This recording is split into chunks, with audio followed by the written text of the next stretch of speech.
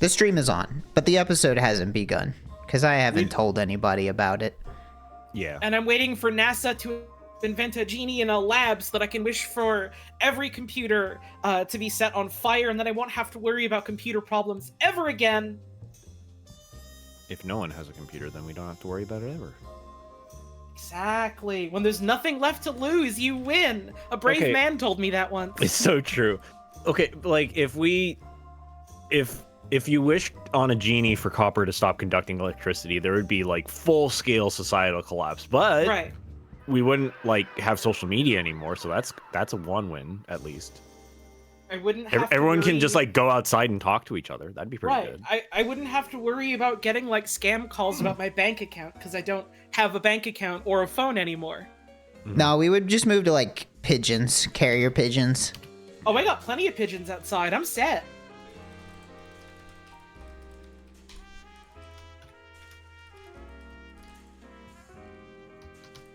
Okay, there we go. The call is out. Now we must wait several minutes for pre-roll ads. Sound the horn.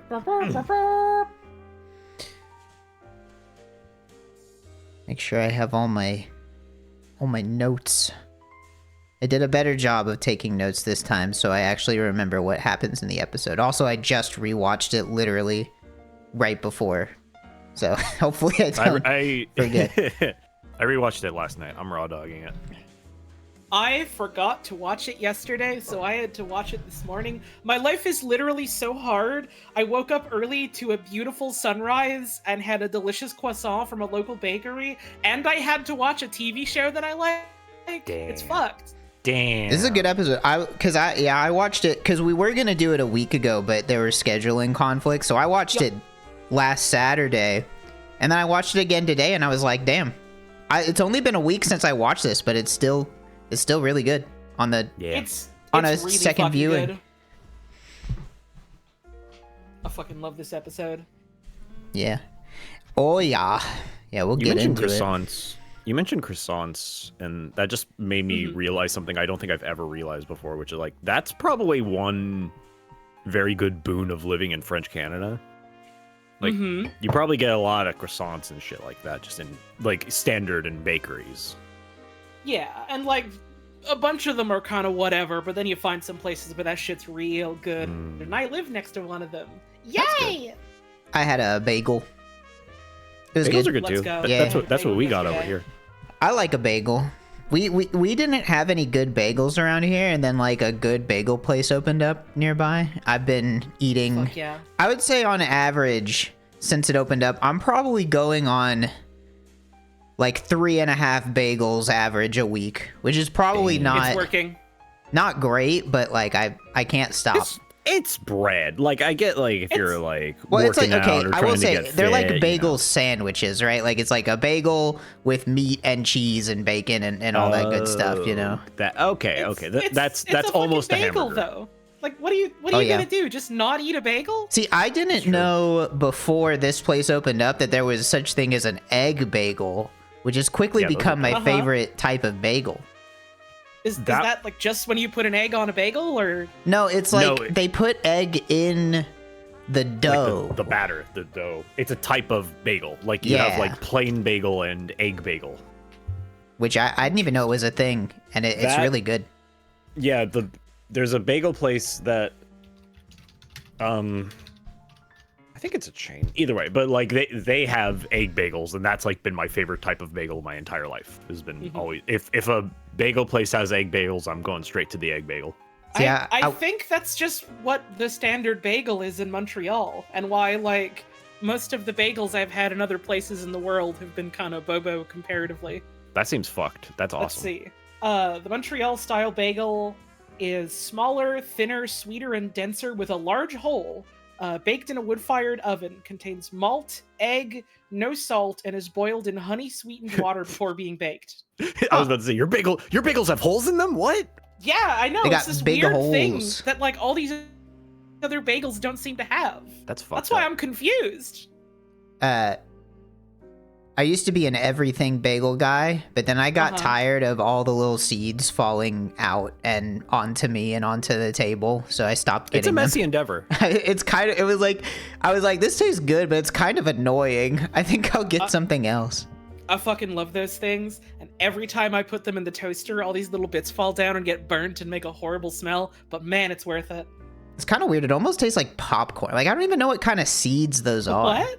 I don't know. Something about it's like a vague... It doesn't taste like popcorn. That's not right. Because is it the sesame seeds? I don't know what it is. It's just like a vague, like very light popcorny flavor. I'm not saying it's a bad thing either. I'm just... That's what I recognize it as. I think you're just probably your brain spotting seeds flavor. Your brain is basically reverting into a bird. Yeah. Yeah, I'm fine with that. I could fly. Being a bird, honestly, it's not so bad. I gotta tell you. That seems perfectly fine. All you need is really like seeds. Unless you're a bird of prey, then you gotta like actually get shit. Well, you need the seeds for the other birds to eat so you can eat them. Why did none of the murderers in Columbo try just turning into a bird and flying away? They should have. Columbo would be fucked if he had to deal with that. You can't be convicted if you're a fucking falcon. That's just what they do, is they kill and eat alive things. Can you imagine like an entire episode of Columbo and like right at the very end when he has like the final decisive piece of proof, the murderer is like, well, Columbo, you did it. Check this shit out. It turns into a bird, flies away, and none of the police can ever see him again. Gets away. There needs to be a magical realism series of Columbo where it takes place in LA and everything is the same except there's shit like druids and it's just like it's magical realism, right? Like they got potions and magic and transformation, but there's still Columbo. Columbo's the same, but he's just always talking about like, oh, my wife, one time she drank a potion. Oh, you don't even get me started. I don't know what the potion would do, but she would probably drink a potion. They have the end of the episode where, they're like, he's sitting in a bar with like the murderer, and he's like, I got taken off the case. There was this incident over in magical Malibu that they want me to investigate instead. So this is gonna be goodbye, I guess. Well, Columbo, I must say our little game of cat and mouse has been quite a wonderful, splendid time for me. I will miss your antics. Yeah, I'm gonna too. You're real smart. You're a real clever man, always one step ahead of the game. But there's one thing you didn't consider. My wife made a potion that turns me into a great horned owl. And then he just lunges at the camera in true owl form, and the guy's like, ah! And then the episode ends right there. I don't know, I think turning into an owl is on the level of using a gun, which we know Columbo would never do. He would never do it. He would never resort to such fiendish tactics. This is the rare dark Columbo episode before they figure out like the series format. I'm just imagining him like interviewing like a wizard and just like, you see, now that's funny to me. You said that the spell you're using has a verbal component, right? See, I don't see how that's possible, as you say that you have someone outside your door who didn't hear anything. Yeah. Which means you must have been using somatic components. I am so... Every day that I watch Columbo and think about Columbo, which is every day, I'm mad that there was never a Columbo PS2 game. Why? Yeah. Why, of all of the series that got shitty fucking... There's a Polar Express game, but there's no Columbo? Come on.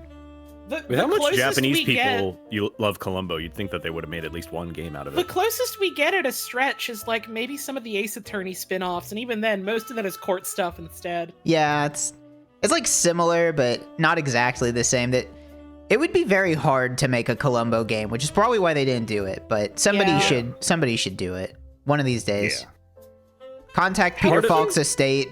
Like, can we use his likeness? Can we put him in with wizards? That? Yeah, because like you'd have to like follow the Columbo formula. You'd have to know who did it and how, and then you solving the mystery would just be you using your non-diegetic knowledge as the player to like make the detective solve the crime, right? Yeah, exactly. I guess you just have to like use your player knowledge of the fact that this guy did it to like really scrutinize like everything they say and like all the different like bits of evidence to Yeah, I'm find sure what you can really make matters. it work. I'm thinking about this more, and I'm realizing the idea of like how that could work. I'm mostly just thinking about Paradise Killer now. I want to play Paradise Killer now again. I love that game. The whole shtick of that game is going like, okay, so this crime was committed. Who did the crime? And then also independently, who's guilty? That sounds pretty cool. Let's check that one out. And it's got a cool look to it. And they've got like weird space demon shit also going on, and they're like, oh, you know how it is with the space demons, and we're making the new reality to get closer to God or whatever. How come It's really Columbo didn't mundane have any stuff. space demons? I mean, They were most of boring. that went It's into just always like authors and shit in LA. No space most of the demons. space demons were like already booked for Star Trek. We They're don't busy. we don't have many space demons over here. It's one of the good parts about living in California. Oh, I hadn't considered that. Yeah, after they put the magical barrier around LA, really haven't had a whole lot of demon problems. After the magical berries were planted all around the border, they just couldn't get over the bushes. It was too spiky. Well, welcome to the second episode, the second pilot, that we're going to call this the second pilot because it's Columbo's second pilot. Welcome to Well, That Explains It, a podcast about our podcast Columbo. that we're doing. Yeah. This is the second pilot, as I said, of Columbo called Ransom for a Dead Man. And this episode is really good. Just right off the bat, I want to say this one, if the first episode very play-like, I mean, it literally was a play that they adapted. This one is a movie. This is a movie-ass movie. This is the episode that you watch and you say, okay, I get why they turned this into a continuing TV show, right? I think Ransom for a Dead Man is like really good to compare and contrast with the first one because like a lot of the focus of the first pilot is like, oh, okay, well, how does Columbo function as like a show? How does Columbo function as a detective? A lot of the focus of this episode feels like it's more like, who is Columbo as like a person, as a character, as like a part of the narrative? And also they realized instead of, wait, we're adapting a stage play, they went, oh fuck, we're a movie on TV now, we can do shit.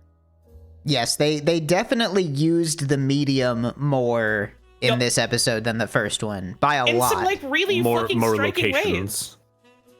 Oh yeah, That too. way more locations, way more like dynamic sort of plain scenes. Yeah, playing with the camera more, you know, stuff that you wouldn't be able to do in a stage play because by the nature of a stage play, everybody has to be viewing it from essentially the same angle the whole time. Yep. And this episode is from 1971, which was 3 years after the initial pilot aired. wow, that's such a long time whenever you think about it. Especially like compared to stuff nowadays where if anything is even vaguely popular, you know they're going to come out with something else in 9 months. Like they're already working on the sequel before the first one has left theaters, if it does any good. One thing I liked when I was looking up stuff related to this episode is I found like a poster for the movie for this episode. It's a cool poster. It's a cool poster. It's got like this kind of late 60s kind of pop color appeal to it, but I really love that like the audience catching tagline is, she had committed the perfect crime. Now he had to catch her in a perfect trap or be victim number 2, which is awesome because it's like there isn't no point where Columbo's life is in danger at all. That is not Not at all. That's like not even, you can't even spin it to be like that. can't. That's just It's a awesome. lie. That's just so not good. true at all. That was cracking me up. It was just kind of like, you know what? Advertising lying to you about what a movie is and isn't has always been a problem. That's I so also, funny. I love, like, they've got this, like, really striking outline of, like, what is presumed to be either Columbo or the dead man, like, sprawled across, like, the murderer's face. It doesn't look like either of them. No. It's great. I think it's supposed to be Columbo, but, like, who knows? It's a cool visual. It's Blue Man Group. It is Blue Man. It is a cool poster, though. It is. It's badass. I want to see the alternate universe where this episode has like the murderer try to kill Columbo. It's funny because there is an episode in season 1 or 2 where Columbo catches the murderer and then they point a gun at him, and his reaction is just like, "Oh, you don't want to do that." Come on now. Yeah. Like there's police outside. What are you gonna do? Run away? I was Like, gonna say it's so like non-threatening, non-dramatic. I think they do that once ever. In every single episode of Columbo is never in danger. Like, that's just not how the show functions. There is no... There is...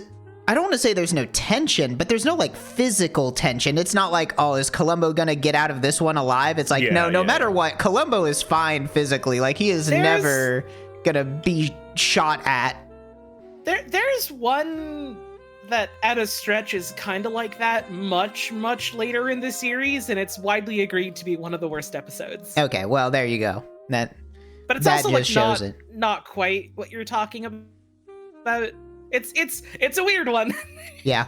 Well, we'll get there in 2029 when we get to season 8 or whatever. Eventually. But for now, we're just barely in with the second pilot, Ransom for a Dead Man. This episode is kind of, in a lot of ways, I don't know if on purpose or maybe it just happened to be this way, but it feels like it does a lot to differentiate itself from the first pilot specifically. The first pilot, Prescription Murder, is the whole like first act of that one is a very drawn out, methodical, step-by-step process of you watching a murder happen. This episode starts, the guy is dead in, I don't know, 3 minutes? Within 5 minutes. He hits the floor in like 2, and they sort of drip feed the why of why she did it like throughout the episode. Which I really like that. Like, yeah, it's fun. I think it's like, I mean, I think Prescription Murder was good, but it is very slow, very like... It's very classical. Yeah, it feels old, right? This one feels a bit more modern in that they really keep the pacing going in a way that I feel like they didn't quite have in the first pilot. Mm-hmm. But this one opens up. We see a woman creating a ransom note, clipping things out where, you know, the classic ransom note, almost the cartoon ransom note. It's so fun. And she's just doing like, I guess that's part of what all the cartoons got it from, is from all these fucking like procedurals doing this shit back in the day. I'm sure that this is how you would write a ransom note, you know, if you need to do that. So we see that. We see her. Our woman of the hour is played by one Lee Grant. Yes. Who is still alive to this day. She's in her late 90s. She is like one of the only surviving actors from like the fucking Hollywood Red Scare blacklisting thing. She got her start in Broadway, and then she got blacklisted for years, and then in 1965 she made it big on a soap opera called The Peyton Place. Then does like a bunch more dramas and mystery stuff, and then in the 80s decides, I want to be a director, and just starts directing a bunch of documentaries and stuff. She is as of 2022, the only Academy Award-winning actor to also direct an Academy Award-winning documentary. That's cool. That's cool. She was also in Mulholland Drive, I looked up, and I thought that was neat. Oh, yeah. She was? Yeah, she has like 2 lines. If you've seen Mulholland Drive, there's a point at which a scary, crazy lady comes out of an apartment and goes into another apartment and starts yelling. That's her. Awesome. That's very vague, I know, but if you've seen Mulholland Drive, you might know what I'm talking about. It's a David Lynch movie. I can see it. Exactly. The other thing is very small part. No one knows how old she is. Her birthday isn't listed anywhere. It's like sometime, like they know what day her birthday is. They don't know what year she was born. It's just like sometime in the 20s. The year she was born in is the mid 1920s, and no elaboration other than that. That's super cool. Honestly, respect. Yeah. Mm-hmm. And she's gonna live forever. So we see her creating a ransom note and also doing some sort of audio doctoring, replaying a tape, clipping out parts of that tape. And from there, we just instantly go to a scene where a man comes home and gets shot by her. Just like there, like 5 minutes into the episode. He walks in. It's literally like, I want to say like 3 minutes in. He walks in and he's like, "Oh, hi, honey." Whoa! And she whips the fucking gun out. There's all these like really funny freeze frames and like close-ups and fade-ins. And like this like the music they play during this bit is this like, it's this cool droning sound where it sounds like they took like a bunch of chimes and like fucking Paul stretched them or something. Yes. It's really cool. I have it in my notes, literally. I have written, fucking amazing editing, holy shit, top 5 Columbo kill all time. Yup.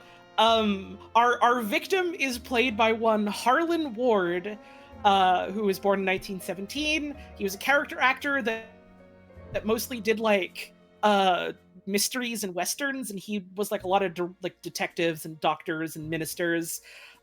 That's about it. This guy had the easiest job of any Columbo victim, in this one right? Scene, "Hi, honey." Oh! Yeah. It's done. Most Columbo victims at least get like a couple scenes where it sort of establishes why somebody would want to kill them. This guy, nope, comes home, turns around, boom, dead, done. Now listen, murder, I know you have every reason to kill me, but I need this thing right now. Yeah. Oh, yeah? Kills you. Yeah, exactly.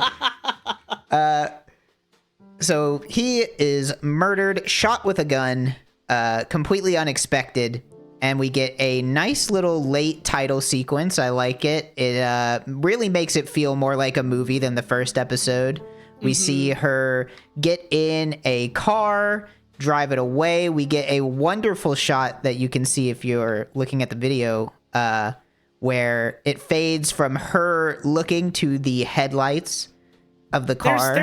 There's all these like really striking shots like at night in this episode, specifically playing with like the darkness and like just like little bits of lighting and like a lot of things being obscured, and like the headlight. There's a bunch of like imagery throughout the episode of like light and vision and like darkness and seeing things that I think they play with in so many fun ways. It's really cool. I like it. My first thought upon seeing that shot was, wow, that was a really cool shot. And my second thought was, well, the eyes are sort of the window to the soul, right? So is this implying that she thinks that she might, like, that she has the soul of a car?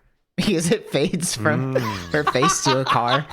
Now, there's an interpretation I don't think anyone has ever had. Yeah. She has the power of a massive, expensive, very fast-moving machine. Whenever you're unto a god. Whenever you're watching film, it's never about what the characters are saying. It's all about what you're being shown. So I think she's a car. Maybe she was a car and got turned into a woman at some point. That's how they get her at the end, as her check engine light goes off. Yeah. It's like on the small of her back. Such a shame. So she ditches the dead body, mails the ransom note, and goes back home, to which she then calls her friend. And this is kind of a weird thing, but I don't know, maybe this was more common back before texting. She calls her friend and says, "Hey, I need you to call me and remind me about our tennis date. And I want you to call me and just say tennis." Those are her exact words, is just say tennis. "Hi, everything is fine here. Can you call me at a really specific time on the dot tomorrow to say tennis?" Yes. Bye. That is something that is definitely much more reasonable. It's still silly, but it's like much more reasonable coming from like this time period where like sometimes because texting hadn't been invented yet, sometimes a phone call is literally just 5 seconds. You go through all that trouble to get someone on the phone and be like, "Hey, remember this thing? Oh yeah, all right, thanks, bye." It was probably much more acceptable back then. Yeah, and then if you wanted to make she's like a lawyer with like a really rigid schedule, so it would be reasonable for her to ask like, you have to call me at exactly this time, otherwise I'm going to be in court, or like something else. And her friends probably understand that. So the thing I like about this episode is like she's very smart. Everything about this like whole murder plot, how she goes about it, is like genuinely very, very smart. There's a lot of like really, really reasonable, like probable cause and motive that she's establishing in a way that's like, well, when you're watching it in the year 2020 and you have the context of you're watching this whole episode is a little funny, but it does work out really well in her favor. Yep. And speaking of her being a lawyer, that is what is established in the next scene. We get a crazy transition. Oh my god, the fucking lawyer scene. we get a crazy transition cutting between her and a clock on a wall. They do a lot with the transitions and the editing. It's great. That's really good. I love the transition between her and a clock. And we are in a courtroom and we're watching a very short proceeding. Basically just kind of establishing this woman, Leslie, as a very no-nonsense kind of lawyer. Very cut and dry, to the point. Sort of an anti-Saul Goodman style. Her awesome job is to make sure that sad and poor people don't get money from rich people. Yes, they do. It's like comical. She's a Phoenix Wright prosecutor. Yes, very, very early on, they do well to establish this woman as like very cold, cold, calculated. She basically is working for the bad guy. She is just sucks incredible amounts of ass. Yes, she is like working for insurance companies and trying to make sure that people do not get their settlements from the insurance companies. Don't worry, it's great. The jury we have today, they all hate the poors. Yeah, that was a very funny line. She says like, don't worry, the one thing this jury hates more than insurance companies is the working class. I was like, damn. All right. One of my favorite things from that whole scene is she's like talking to one of her cohorts, not like fucking listening to anything being said like in the court itself, and then just interrupts them, not listening to whatever they've said, just go, objection, this is all baseless conjecture. Yeah. And then the judge is like, yeah, okay. The thing I really liked about that scene is every single time it cut to the judge, he said the word sustained in the exact same way. Yes. He's just like, objection. It's like, objection, you can't use that as that. Sustained. It's like, why is he's like a robot? It's like they use the exact same cut every single time. I have it written in my notes. I want to be the judge who just gets to say sustained. Hey now, not true. He also gets to say, all right, everyone, recess. Yeah, that's true. The thing is, like, this is great about Columbo in general. I think it also applies to a lot of other mystery shows like this, is like the careful writing of like character assassination. Like, you get like these like in this case like a very beautiful woman to play this like evil murderer, and at this point in time you have no reason to believe that she didn't have a good reason for doing it. That's so true. You always have to like, you have to sprinkle in these little things of like, like later you see she's a complete heartless woman, but like you have to sprinkle in these little things of like, no, not only is she like a bad person, she's a bad person. Like, she's you should not like this woman. Like her first thing is like winning a case for an insurance company in like a really underhanded, savvy lawyer sort of way, and it's like, okay, I don't like this woman in any capacity. Nope. Yep. So, they do a little bit of establishing. You're not supposed to really like her. She's very cold. Or at the very least, she is actively participating in a job that is designed to fuck over people. So then we go from the courtroom to sort of the law, I assume what is like the law firm office. And the tennis call comes through.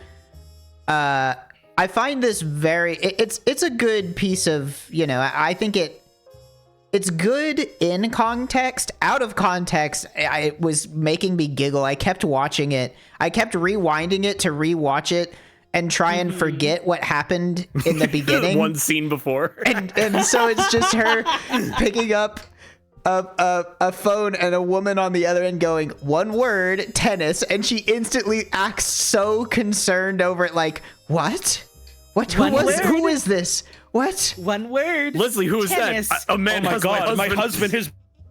Yeah. Stolen, kidnapped. Yeah. Oh, yeah. That I suppose we should mention that in the previous episode in the courtroom, they do establish that nobody has heard from her husband, and they're, they don't know where he is. Yeah. They're about to get the police involved.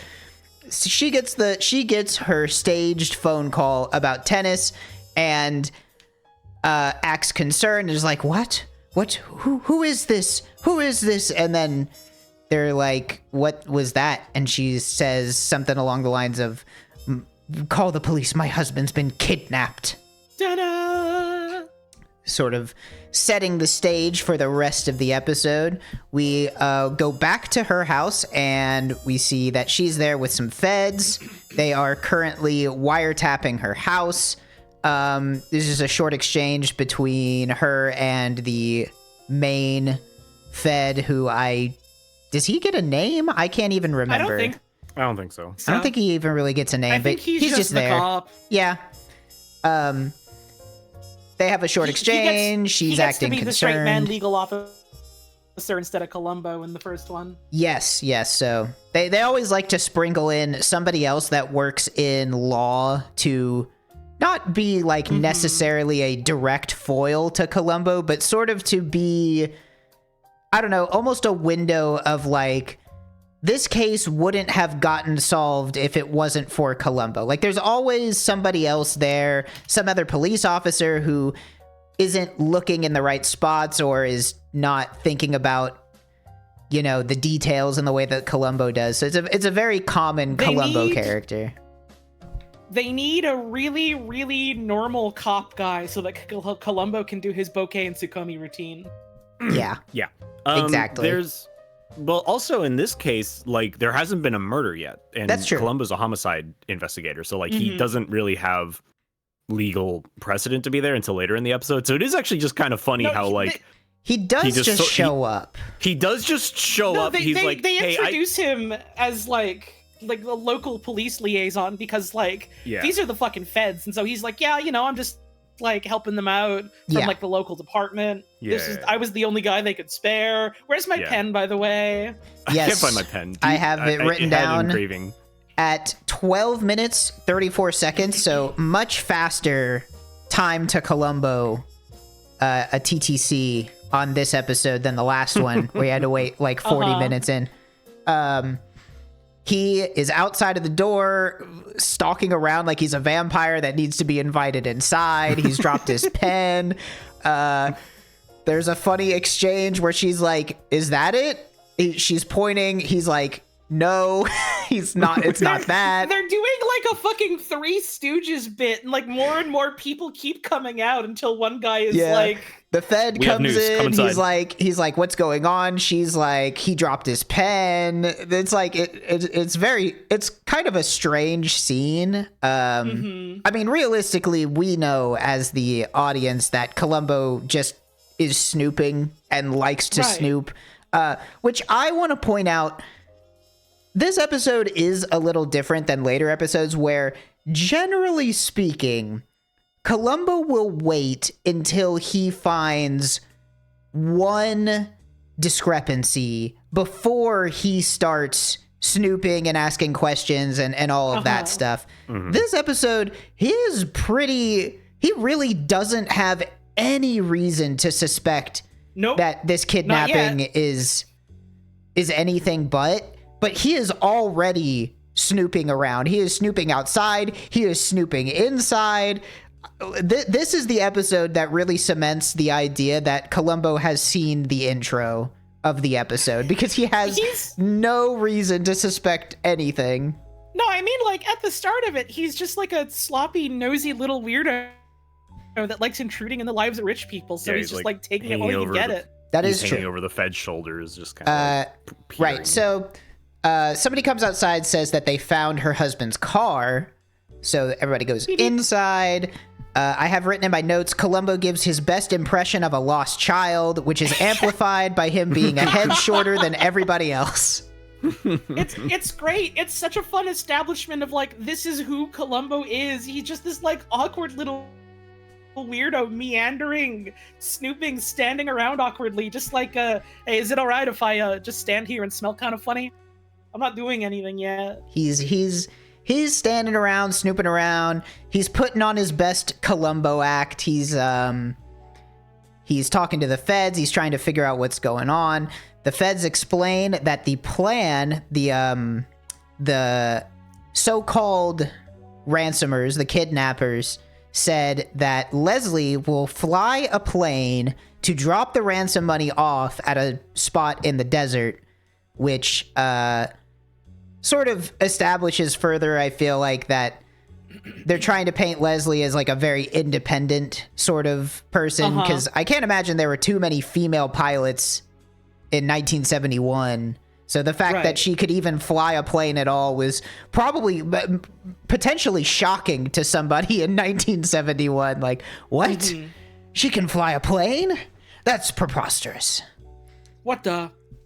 The new woman works in such strange and intimidating ways. So Columbo continues to snoop around. He's snooping in the living room. He walks into her office, starts snooping in there. He's got to pee. I think I really like the little exchange that he has with Leslie in her office, where he's like, I gotta go pee. Can I use the bathroom? And I like that we can already tell that Leslie thinks Columbo is dumb. Like she is like instructing him to the bathroom like he's a first grader. Yeah. She immediately hits him with the, yes, you want the powder room. She's like, okay, it's the first door on the left. Did you get that? It's the first one on the left. Like talking to him like he's a literal child. Watching any Columbo episode again makes you just like hyper analyze everything Columbo does. Like, is this part of his master plan, or is he just being a weirdo? Because like in this case, I was noticing that, like, because he points out like at the end of the whole thing eventually that he's pretty much just like, wow, she's taking this really well. So it just makes me wonder, like, if his whole thing and just like, oh, can you help me find this? Oh, I lost my pen. Do you know where the bathroom is? Just kind of like gauging how she reacts in this sort of situation. Sure. Yeah. And in that regard, she's like really like very normal. She's like, oh, you know, I'm in good spirits. Like, oh yes, the powder room's up there. Like, oh yes. Yes. You know, like, I'll make everyone some food. Like, you know, so it's like, in that case, if that's true, Columbo's a fucking genius. But it's impossible to tell. It is impossible to tell. I do like to believe at least that like him putting on his dumb guy act, even if he doesn't necessarily have a reason to suspect anybody, him putting on his dumb guy act is on purpose. It just gets him everywhere. Exactly. It's you know, it's certainly to blend in with his surroundings and to not look suspicious himself. I fucking love that, like, he goes to the bathroom. There's this whole bit where the cops are like, ma'am, you're taking this very well, and she's like really like putting on airs, doing the big doe eyes, being like kind of flirty, like, oh sir, I'm actually really scared, but you men working your hardest, oh, it just makes me feel so brave. I know I'm in such good hands. And Columbo bursts in like, boy, that was some shit. Hey, you know what? What's with those little lemon soaps you have in the bathroom? Don't they get all stuck together? And there's like 5 seconds of silence of her just staring at him off camera, and then she goes, yes, it's a problem. She hates his ass. Yeah. It's great. I think I'm not sure that like yeah, I wouldn't say that she goes so far as to hate him, but you can tell that she is like, okay, this guy is annoying and kind of stupid, so I'm just going to try to escape him. Why is he here? Exactly. She certainly doesn't suspect him as like a problem with her murder plot yet, which is Columbo's entire point of doing all this dumb shit, is to make himself not seem like he's investigating. Oh, before Columbo comes back out... Oh, you can go ahead. Oh, okay, I'll go. But before Columbo comes... Oh, shit. Before Columbo comes back out, and I do like a very, like you were talking about, a very short conversation with Leslie and the federal agent, and the federal agent basically like says to her face, like, we're getting the fingerprints back from the car. I don't assume that we'll find anybody's fingerprints except for your husband's. And yours, of course. And they both like give like a little smile at each other. And she's like, oh, that's so good. Thank you. It's Yeah, she's very really funny. like, it's so fucking funny how like this entire episode, especially later, is like, if she were a fucking NPC in LA Noire, you'd like catch her fucking immediately. Yes. She's like making all these faces like, wow. Like, oh, you just like grinning sinisterly, like, oh, I'm such a woman. It's like so fucking funny. There's a scene later on that It's so it like good. really especially is like it's so she's not doing a very good job of acting at all. I like the bit that we get like after this when Columbo's back, where she's like, oh, I'm sick of this, I'm gonna go make dinner. And I think this is like the first bit that makes Columbo feel like something kind of fishy is going on, where he's like, well, you're gonna go make like all the food yourself, aren't you? Like this big rich woman, don't you have like the hired help? And she's like, oh yes I do, but they're on vacation, all of them, so it's just me here. Yeah. And he's like, They're all nobody suspiciously else on was in the vacation house right now. Yeah. gee, There that's was kind of nobody funny. else. And that is furthered whenever a phone in her office, in fact, delivers an automated message Click. using the doctored audio from the very first opening.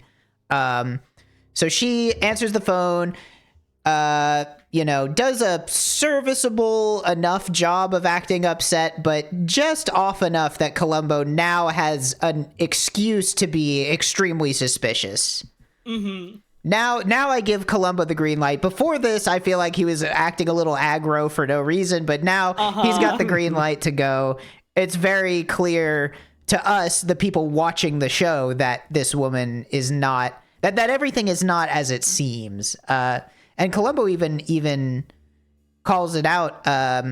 He talks to the Fed and is acting troubled, and he even says, well, she never even asked if her husband was all right, because because they were wiretapping the conversation, she basically had it already all planned out. She didn't have any time to ask any questions or anything, because it was a fake message in the first place. He had it all scripted out, and we get our first Mrs. Columbo mention of the episode, where he's like, oh, if I was kidnapped, my wife didn't ask if I was okay, I'd be thinking about that. Yeah. And this is where Columbo pulls a classic and beloved Columbo move. He implies something, the person he's talking to calls him out on implying something, and he always responds like, no, it's nothing. No, sir, I'm not implying anything, sir. You're reading too much into it, sir. It's nothing at all. I didn't mean anything by that very suspicious charge statement I just made. I just thought it was interesting, sir. I have it written in my notes as somebody calls him out on implying something, he always responds, no, it's nothing, all demure-like, an elf-like quality. This comes up in such a funny way later in this episode. I can't wait to get to that. This is also when everyone starts vacating the premises, and this is when we get our Columbo Horsewatch update. Oh boy. This is where we would put the theme song if we had it, but it's not in the budget. We haven't made it for this podcast that we have. You can do it with your mouth.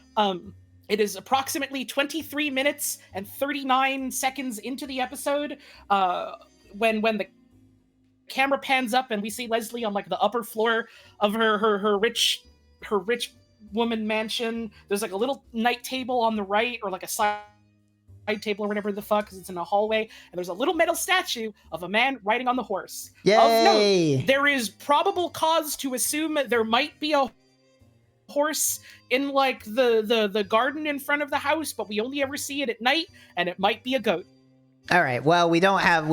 At least we know it's a four-legged, potentially hooved creature. We're gonna have to expand this into Ungulate Watch. Right? Yeah. So everybody leaves. Columbo is suspicious, and I think at this point, there's a shot that to me kind of might imply that Leslie might start to be suspicious of Columbo, that he is onto something. She was upstairs eavesdropping on Columbo's conversation with the Fed. So, When we see the horse. She's gonna be a little bit more on guard than before. So it's the next day. They're back in Leslie's office. and it's established that Leslie has basically had to bankrupt herself of all of her assets to pay the $300,000 ransom. We had to sell all of your assets, ma'am. Oh, don't worry, it's chill, actually. Right. You know, it's a short exchange with a guy from, I'm assuming from the bank or something, and he's like, yep, we had to sell all of your assets and at a considerable loss. And she's just like, oh, well, as long as it helps me get my husband back, I don't care about money at a time like this. I'll do anything. Then there is what I think is I don't even know what to call it. I guess a slight contrivance where the feds are there too. The feds say, all right, we have a bag for the money. And Leslie says, like, no, I'll use my bag, which I think is kind of funny in itself, where it's just like, okay, I mean, I guess if you want to use your bag, I guess there's no reason you have to use our bag. And then in case the audience couldn't tell that this was suspicious of her to do, they zoom in on Columbo looking confused after she says this, and then zoom in on the bag being filled with money. So this really bright, easy to see, very noticeable, stands out bag. Yes. Do you get it? Yes. So that, you know, just a little bit of displaying to the audience what Columbo is thinking, which is, this is strange. Really, for these next couple scenes, Columbo is just kind of floating around in the background, just kind of looking around, kind of like every once in a while he gives a disapproving look, sort of like he's kind of like, you know, not full on shaking his head, but you can tell that he is full on. He does not buy this kidnapping ransom shtick at all. He doesn't believe it. Columbo serves as our Scarface meter in the corner of the screen, letting us know how we're supposed to feel about the scene. Exactly. So they are in a hangar getting ready because, as was established, Leslie is going to fly the ransom money to a spot in the desert. She asks everybody to leave so she can change, and she swaps the bag full of money for a empty bag, which is identical, and leaves the bag full of money in her locker.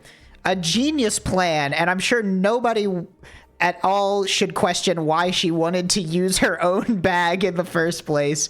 No, it's chill. Don't worry about it. That I really feel like that is the one contrivance of this episode where it's like, I feel like the feds at that point should have been a little more suspicious, where it's like, why do you want to use your own bag? Like, that's such a strange request, you know? Like, it's a little odds. Like, her entire plan hinged on this one thing working. What would she have done if the feds were like, nah, actually, this is like a special bag with a tracker in it, so we have to use this one so that we can catch them? Like, what would she have done? Like, her entire plan just falls apart at that point. She couldn't have gotten away with it. It's a very cute thing that they do in that episode. It's perhaps more contrived that, like, all of the feds are so on her side, just kind of like, what? Right. Her? She wouldn't do anything wrong. Yeah. She's What are a you talking beautiful about? woman, and she can fly. Don't worry about it, boys. We're the knights in shining armor now. Yeah, so, you know, maybe it's indicative of the time period. Like, I don't have the context for how people would react to that situation back in 1970, but it is very funny. Another fine showing of brains from our boys in blue. Yeah. So then we get a little bit of a fun little bit of Columbo character building, which is he doesn't like heights, which is unfortunate because he is being forced to ride in the back of a helicopter. We got to, like, the early bit of the episode, like 15-20 minutes in, where they mention, oh yeah, Leslie's gonna fly the plane, and I had like a fucking cartoon light bulb moment where I was like, oh fuck, this is the Columbo hates heights episode. Let's go. And this is a consistent point. They know, like, anytime Columbo has to go up, he is never very happy about it. Yeah. That man hates height. That man hates going tall. Stop putting him up there. So they take off. Leslie takes off in her plane. The feds are following decent ways behind in a helicopter. Get a bit of fun filmmaking here with aerial shots of what I assume is LA. I'm not sure if this is B-roll or if they actually, like, went out and filmed that.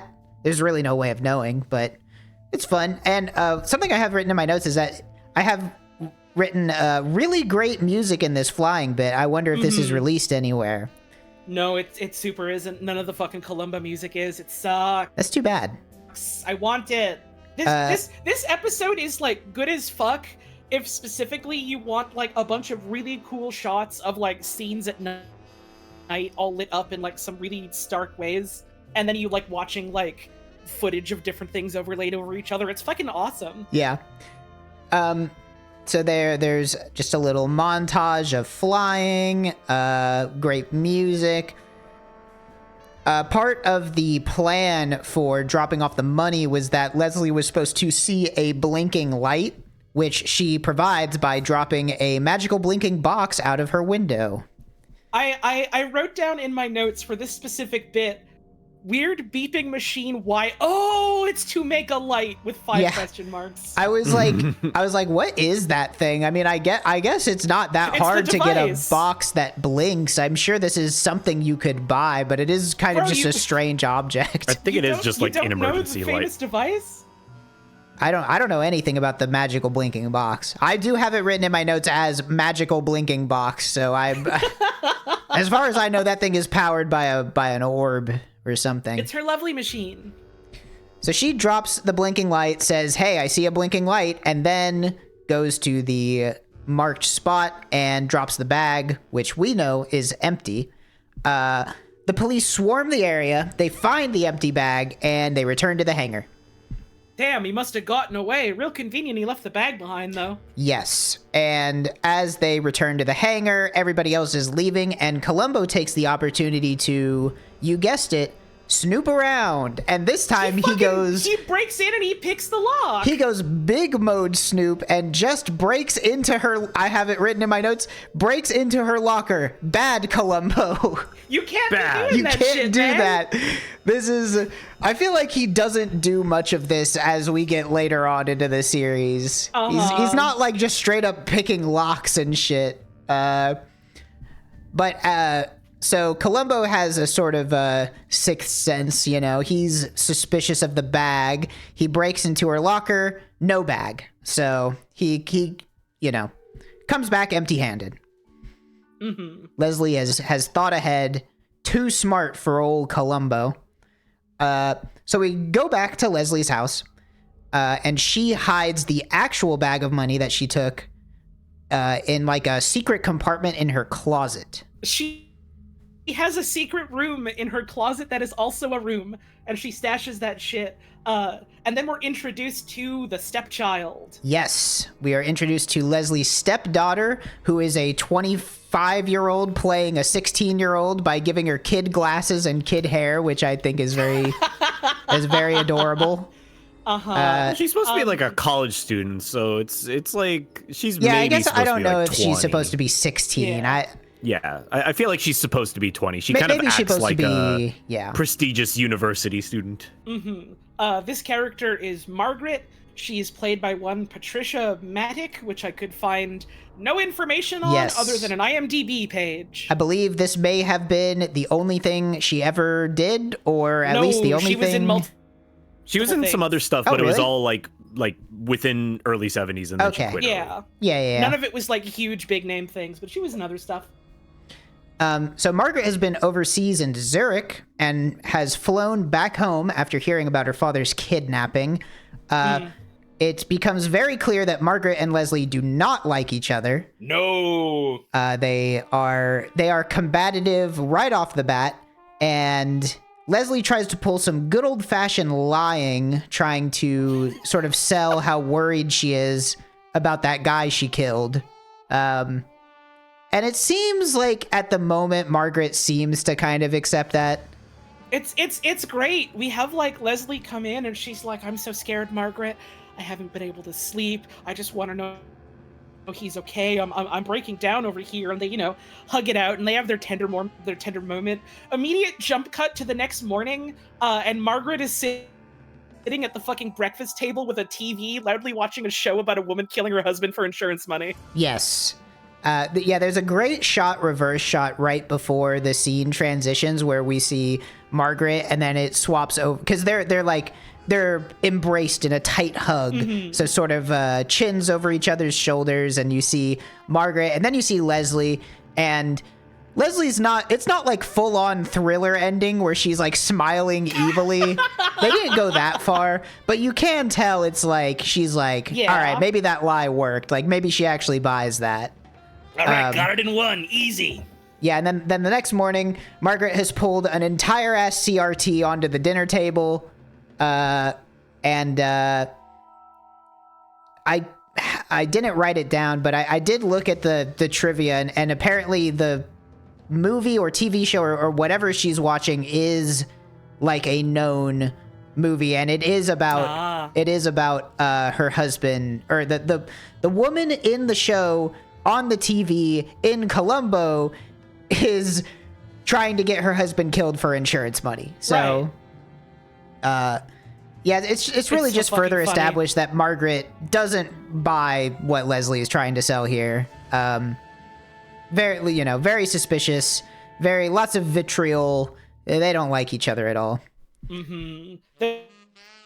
There's this little exchange where she's like, well, mommy dearest, there's like nothing in the news about my dad, and there's police all over the place, and you're just gonna go to work like it's nothing? How can you keep working? All I can think about is dad. And Leslie is more or less just like, okay, well, maybe you should try and keep busy and also stop spending all of my money. Yeah. Smile. Very adversarial. Yep. From there, we go back to the courtroom where Leslie is delivered the terrible news. Her husband is dead. The fucking... I swear to God. Ma'am, I need to see you in private. No, tell me here now in front of all these people. Are you sure? Like, I really... No, I want to hear now. Okay, I need you to say it in front of everyone else who is here so they can all know how I'm reacting to this shit. Yeah. I swear to God, go back, watch that scene when the Fed comes in, he calls Leslie fucking Sweetums. Wait, does he? I totally missed that. Either that or he says some shit that sounds like Sweetums while like other people are talking in the background, so you can't quite hear it. It fucking sounds like he's calling her Sweetums, and I had to play that back like 5 times. Just like, what the hell? Yeah, so he calls her Les. That too. That makes sense. Leslie, Les. So right, exactly like what you said. Leslie is like almost arguing with this guy to like, no, tell me the news right here, right now. I want to hear it right here, right now. They deliver the news, everyone and God, and she instantly faints. Yep. And I'm wondering, like, has that shit ever actually happened? Is that something that? Sure. Yeah. It's very dramatic. It is extremely dramatic. I'm sure it happens, but it's very played up. It's very played up, and of course Columbo's there too because he's the spirit of justice haunting this woman. Because he's their local connection. Exactly. And he can smell a death on the wind, so he's like, oh boy, I get to do my job soon. Yes, exactly.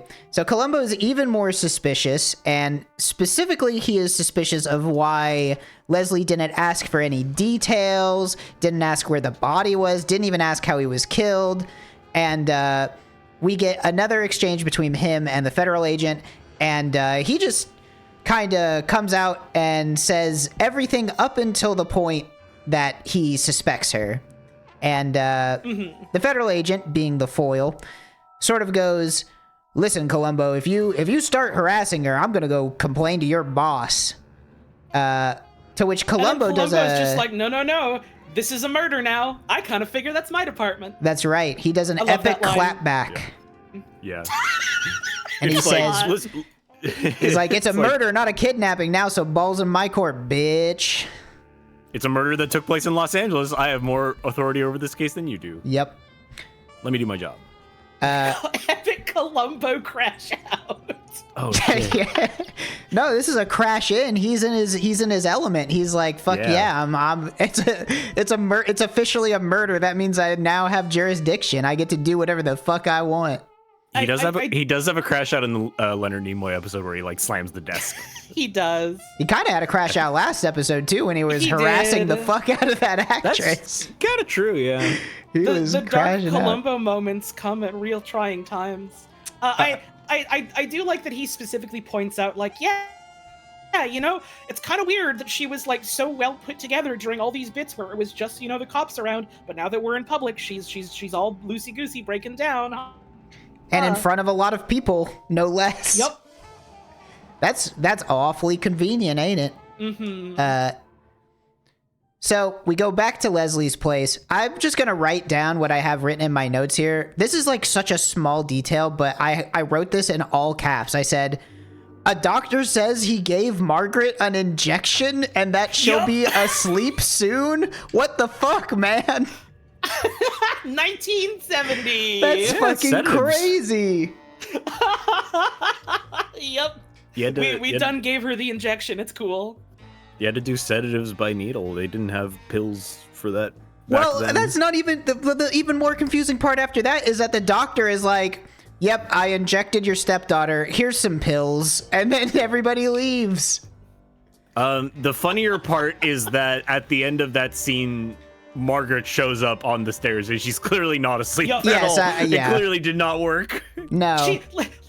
Leslie throws her fucking meds into the fire and starts dancing and singing, and Yes. Margaret just walks down the stairs like, What the fuck? Oh fuck, she did it. This is Oh, another God. this is another point where I'm going to read exactly what I wrote, which is Leslie waits until everyone is gone, throws the pill into the fire, and starts doing a little victory dance around her living room. Margaret catches her silently from the stairs and makes kind of a funny expression, which I guess is supposed to be shock or appall, but also kind of looks like she just saw a weird bug on the ground. it's to me, it's the face that like it's the face that the high schooler makes when the school bully is like trashing on their friend and making fun of like a show they like, and they're just like, oh, you did not just say that, that's it, I'm going Hulk mode. Yeah. Like, you know, bless her heart. She does a good job of acting this episode, but that expression I just thought was very strange. Probably because they hold on it for so long that it just like, how They long can you love look holding shocked on for? shit. They have to love play holding up on the shit. they have to play up the fact that she's like realizing that she did it, you know? So it's Right. like I get it. She's a really intense character, so they just give her like intense mannerisms. Yeah. And something I like about Margaret specifically, I feel like she's the foil in this episode, both for Columbo and for Leslie. A little bit. I could see that. She is very like, I mean, we'll get into it further into the episode, but it's the kind of character that I don't feel like you see too often in Columbo episodes, you know? Like the kind of character who is like not necessarily working with Columbo, but like equally wants the murder to be solved. You know, I feel like that's you don't see too many of those. Usually it's just Columbo working, right? There's usually not a tertiary character with like aligned goals in that sort of way. Maybe like minorly. It happens a but couple times, but like not often. yeah, it's very rare, and I think it's nice, you know, a little twist on the formula. So now we go. It's time for the funeral. Columbo's there for some reason, but he's just kind of always at funerals. He's He's he addicted is, to them. Yeah, he loves funerals. He probably knew that a clue was going to be there, which there was. So he just had a sixth sense. He's got a nose like, for it. He's like, you know what? I should go to the funeral. I bet something will happen. And he's exactly Weird right. might happen. He sees Margaret confront Leslie and then slap her right on the face. Whack. So that's a little bit suspicious. Columbo doesn't know who Margaret is at this point. I'm pretty sure they've never seen each other. So Someone in chat just described Columbo as being a psychopomp. I really like that. Yeah, pretty much. That's why he's always investigating murders. So Columbo goes and kind of, I don't know. It's kind of a weird setup where, like, Margaret storms off. Columbo sees that happen. Then there's a fade, and somehow Columbo is now in front of where Margaret was walking to, like he teleported or something. Yeah. So he kind of is waiting for her, assumedly because he thinks that she can, you know, help him in some way. Mm-hmm. He tells her, "I'm always available," and holds her hand, which is a little weird, but that's okay. No, he's doing it in like an old man. Yeah, it's true. It's not. It's, you know. There's something I always appreciate with like a lot of these episodes where there's like, you know, someone directly affected by the crime that he like knows didn't fucking do it. That is like involved directly in the investigation. He's always like very gentle and kind to them. Like, hey, listen, if there's anything you need, I'm here for you. Just call. Yes, I like that Columbo always goes out of his way. If he's ever interacting with somebody, he is like always just straight up with them. Like, you are not a suspect. Like, he is always extremely clear. Like, don't worry, you're not a suspect.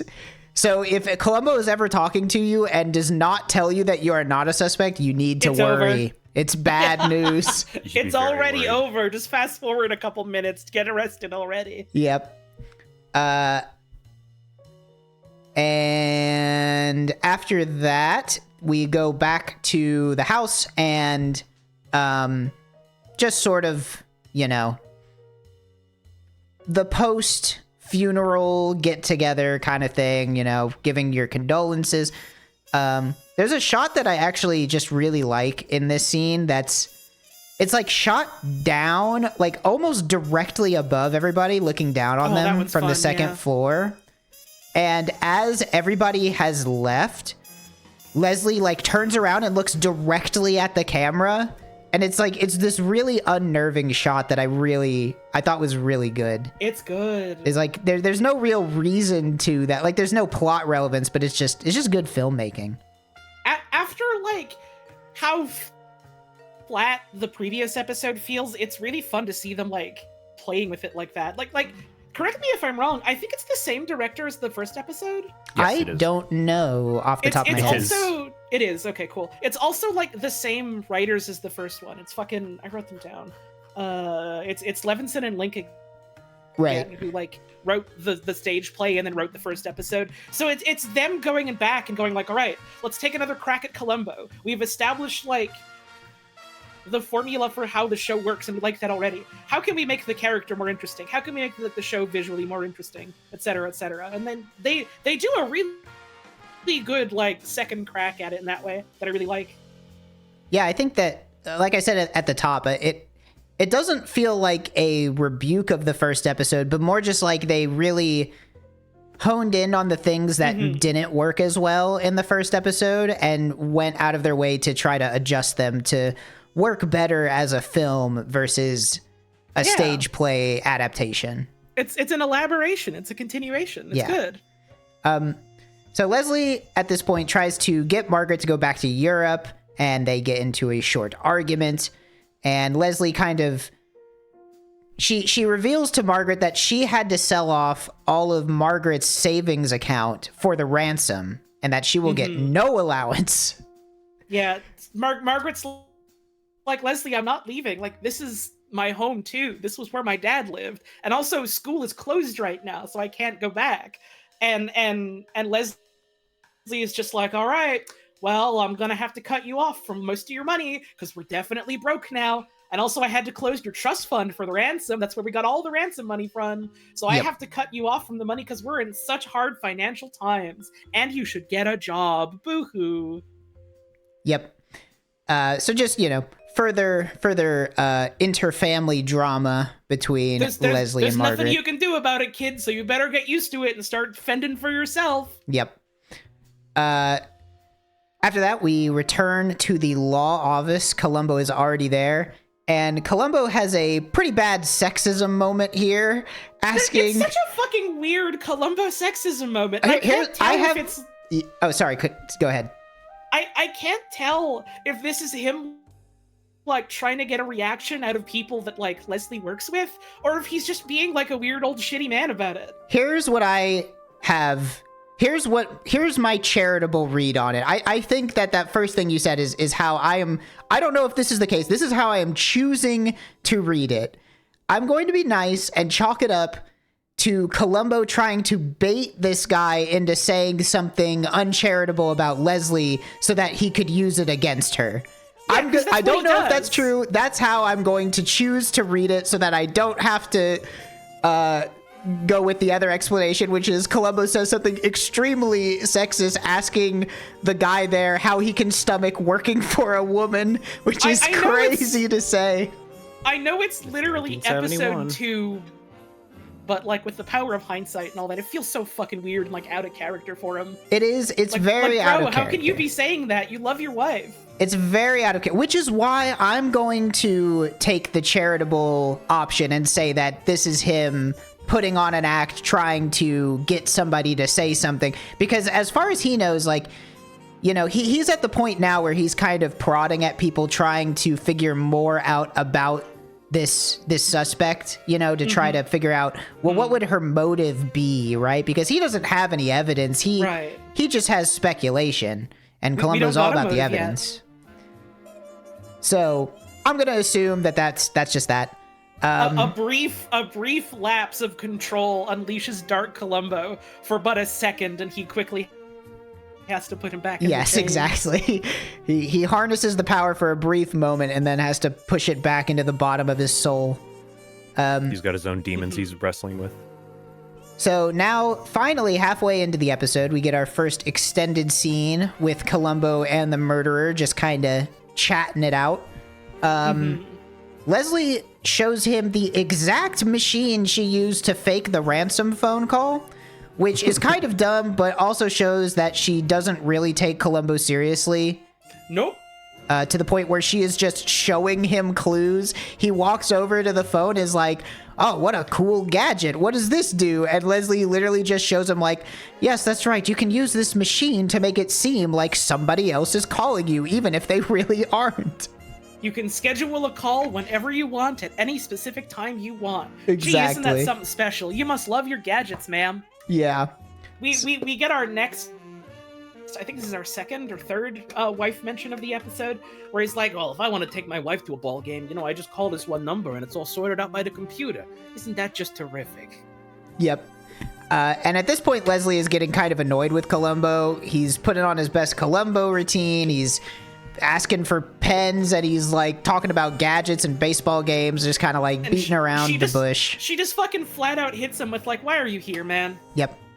And he points out that he starts talking about how there's just these little details that just don't add up, right? About this whole thing. There's a specific quote that he says before he gets into that, where he's like, the thing is with me, I'm a strange guy. And I can't stop thinking about that.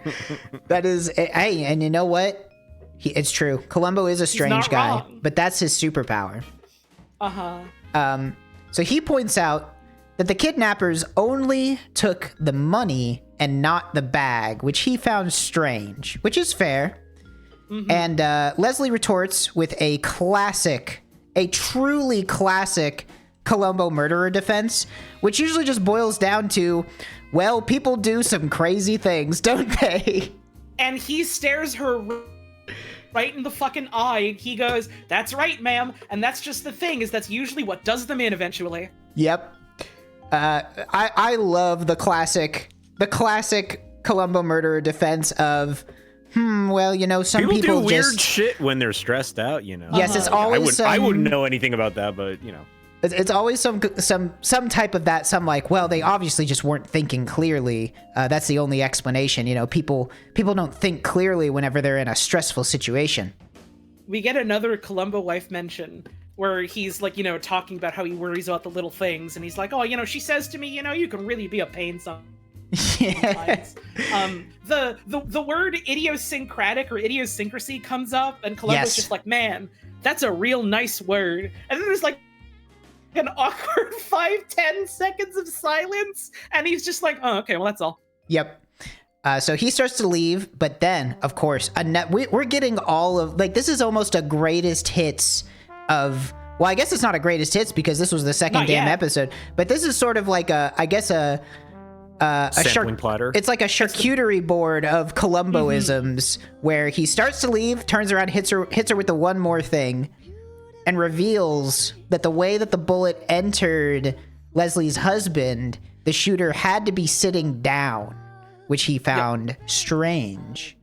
And we get all these like overlaid shots of like the opening bit with the murder happening as he's like trying to say all this, and like the sound is like fading in and out, and like there's like the colors are inverting. We get the splurge of red on the screen. She is not holding it together very well. No.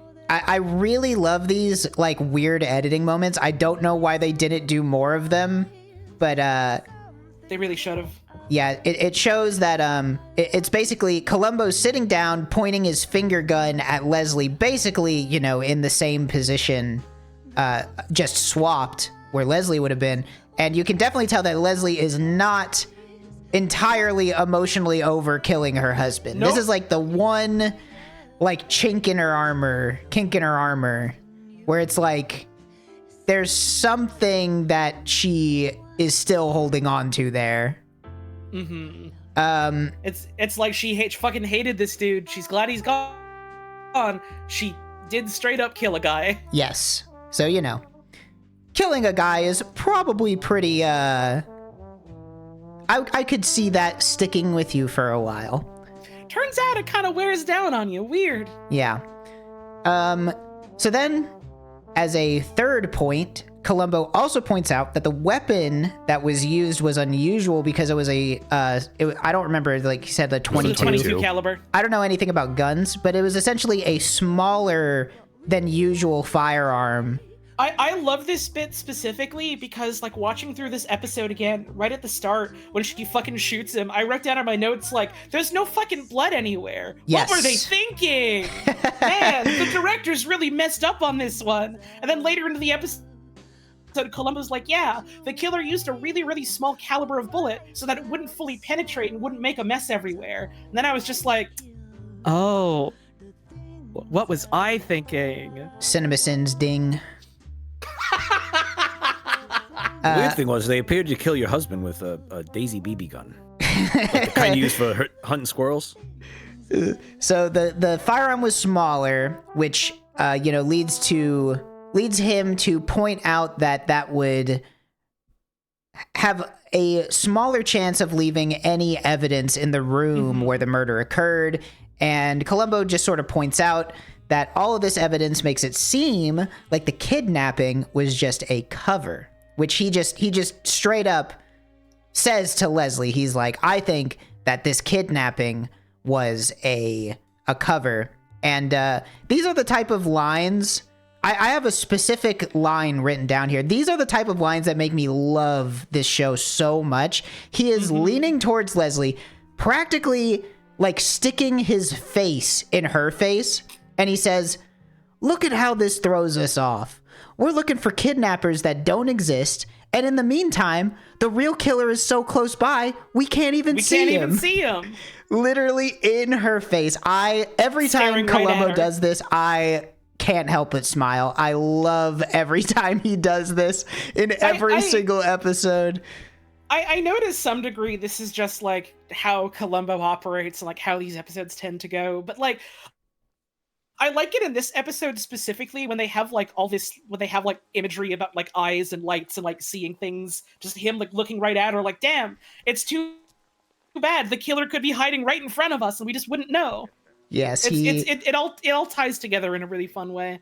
Columbo loves to imply to the murderer that he knows they're the murderer. It cracks me up every time he does it. I truly love that. That is one of the things about this show that just, I love it. I love it so much. Every time it happens, I love it.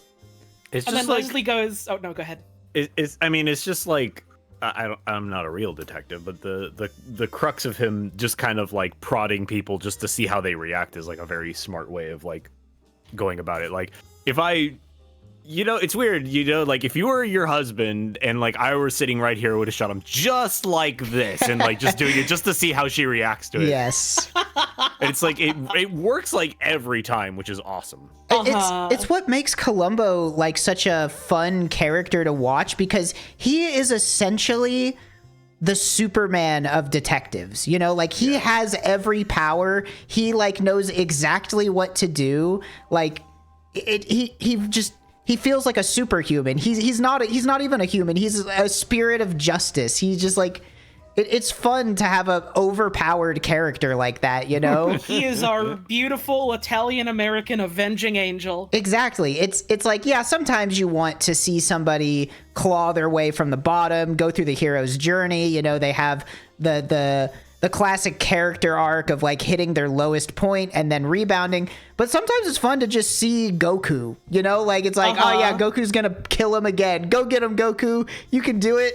Yep. Go Super Saiyan. Yay. He went Super Saiyan. He's gonna blow him up. Columbo isn't even like at the top like a fucking Goku is. He's just like some schlubby middle of the road guy. And he's like, look at all these like hoity-toity people. I'm gonna drag them down here with us. Yes. Show them how they really stand. More of a Spider-Man, I guess, you know? Humble beginnings to superhero style. He's using his famous web shooters that he has. Exactly, and he can climb walls.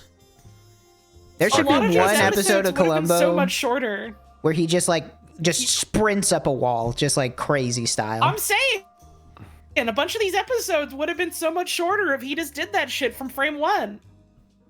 Starcat in chat says feeling like the Italian American Goku, which I appreciate.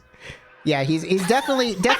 I mean, it's why he's so endearing. He's a man of the people. He always gets the bad guy. You know he's always gonna get the bad guy, but you never know quite how he's gonna do it. And he's just He loves chili. He does love chili. We'll get to that in a minute. So he doesn't even need to use his 10x Kaioken technique. So at this point, right, so Columbo is like in Leslie's face, like, I wonder where the killer is. And at this point, Leslie starts to get a little nervous and kind of starts to deflect a little bit. And she's like, oh, weird. Well, come to my airplane world, boy. yes, so Columbo wants to know more about her husband and, you know, to try to figure out, who would have a potential motive to kill him. And Leslie agrees on one condition. They talk while in an airplane, which is a very fun set piece. We get I love this whole scene. It feels like a really fun sort of inversion of like the not even necessarily inversion, but I guess sort of like more pointing to sort of like the power structure like between these people, where she's just like, don't forget, I'm the one in control here. You don't have anything on me, and I'm gonna make you dance to my tune. You're coming to my world that you hate, and I am the one that is keeping us safe from crashing into this mountain. There's nothing you can do about it. Yes, it's very funny because Leslie doesn't know that Columbo is afraid of heights at this point or anything. Like that was just lucky. She was just honestly just lucked out here. We get a lovely scene of Leslie doing fucking flips and shit in an airplane. Columbo's not having a great time. No. There's a rare moment where it feels like Columbo is on the back foot, not in terms of the case per se, but really just like put in a situation that, you know, makes him uncomfortable. It's great. She's just like, I'm the one in control here. You don't have shit on me. Yes, and then Leslie gives Columbo the controls to the plane, which I think is kind of crazy. Just like, hey, Columbo, you want to fly this plane? And Columbo's like, no, I don't want to fly the plane. And she's like, oh, come on, just fly the plane. Just for a minute. Come on. He almost crashes into a mountain. It's a very fun little scene. And it appears that Leslie's gambit of freaking Columbo out seems to work, as he doesn't want to talk for a while after that. She takes the wheel back and she hits him with the fucking Mob Psycho 100. Please drive safe. How about we stop talking for a little while? Yeah. It's like, I would like to not talk for a little bit. But eventually they do talk. They have a very short conversation, which kind of just, Leslie can't come up with anybody who would have a motive for killing her husband. She paints him as basically a man with a strict code of ethics who like never cheated on her. Everybody liked him. He really like he had no notable enemies, which I'm not sure is her just like failing to come up with a lie or feeling comfortable enough to tell the truth or something like that. No, I think she's just like being really forthright with him, and I think like what's interesting about it is sort of like where you see her feelings come out, like even with her just being like completely upfront and honest, where she's like, "Yep, he had this very rigid code of ethics that he never ever deviated from in any way, and he never wanted to learn how to fly with me." That's true. And it's like you can fucking feel the venom dripping off of those specifically. They do a couple more flips and then they land the plane. And then we get another fun little scene where Columbo. So my cousin Ralph. Columbo has this his cousin name is Ralph. Ralph. You see, I love it. I love that famous line. Ralph. Columbo has this cousin Ralph. His name is Ralph. that's His the name kind is of Ralph. writing. My you cousin don't get. Ralph, whose name was Ralph. His name was Ralph. I mean, what more can you say about the guy? His name was Ralph. Columbo. This it's like I said. It really is a little sampler of all of Columbo's greatest tricks. In this one, this is where he probably invents somebody that he is related to that doesn't exist.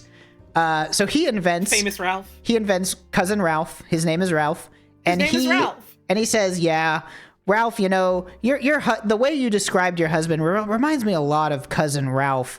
Ralph, everybody liked Ralph, and you know what? Ralph was a bore." And then Columbo straight up is like, this is another, I love, like, this is just another moment where it's like, God, I love this show so much. Where Columbo is face to face with Leslie. And he goes, "Yeah, Ralph was a bore. Your husband reminds me of Ralph. Boy, there were times where I felt like killing him." He was so perfect. He was so perfect. I wish I could have killed him. Leslie looks fucking pissed. Like she is. I love her expression in this scene where she is just like pursed lip, just like fucking mad at Columbo and is like, "Bye," and then goes.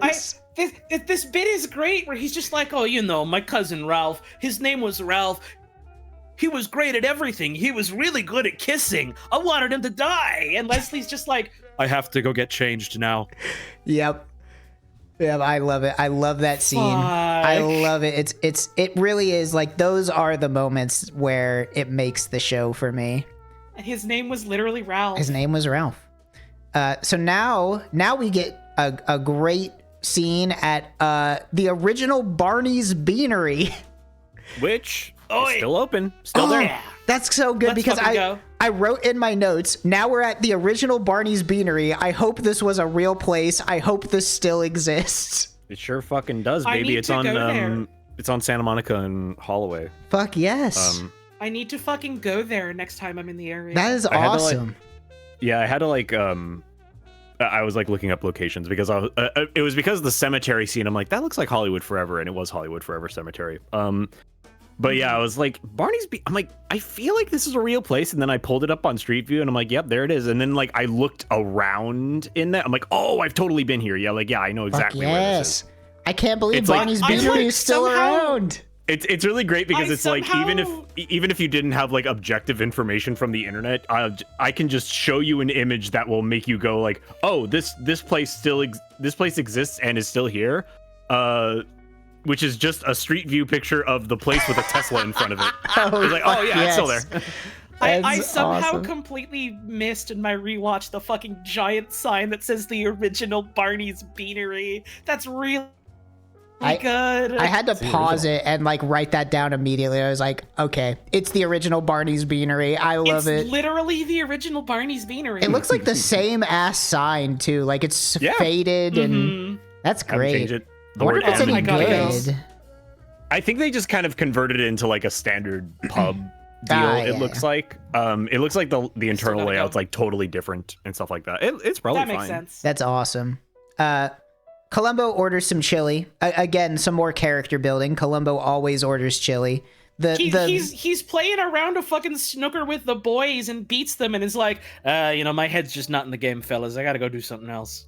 And that something else is go order a bowl of chili. Oh, you need I gotta it eat a bowl of badly. chili right now. He orders some chili, which I do like that the guy behind the counter calls him out on always ordering chili. That's a great way to establish that your character loves chili. Very smart screenwriting. He's specifically like, oh, your problem is you just don't have much imagination. You always look at the menu and then you always order the chili. And then Columbo's like, well, look at it this way. This way you'll never be disappointed. That's true, and he's right. As somebody who always orders the same fucking thing at every restaurant I go to, I feel that. I love what this says about him as a person, and like it establishing this little bit about like, how Columbo is like set in the kind of ways that he has, and also just really fucking likes chili. He loves chili so much. He needs it badly. So then Columbo orders some chili, and Margaret comes into the restaurant. She has been looking for Columbo because she wants to talk about her father's murder. There's a great moment right here that I love, which is Columbo says he's listening and then instantly starts playing with his chili. He brings Margaret over to a booth and he's like, oh man, you gotta try the chili. The real special bit is the crackers. You just can't do without, or it makes the meal real special. Columbo, I think my stepmom killed dad. Yeah. Oh. It's great. So Margaret tells Columbo that she thinks that Leslie never loved her husband and was only using him for his fame as a lawyer. And the information she has to back that up is apparently, I don't know when in the episode we find this out, but I have it written down in my notes that his name was Paul. So I'm assuming that was established at some point. I can't remember. But apparently, Paul visited her in Switzerland and told her to her face that Leslie told him that he was a bore and she wanted, control over the firm. She didn't want to get... This was kind of confusing. I'm not exactly sure what her terms were. I'm going to assume that maybe back in the 70s, divorce was like more of a like, oh, you never want to get divorced no matter what kind of thing. So the whole shtick is like, oh, originally he's this like big Supreme Court lawyer, and then his wife passes, and then she swoops in because she wants his money and fame and convinces him to like leave the Supreme Court and open an office with her, and she's immediately writing like all his prestige and renown to like get her leg up in the world.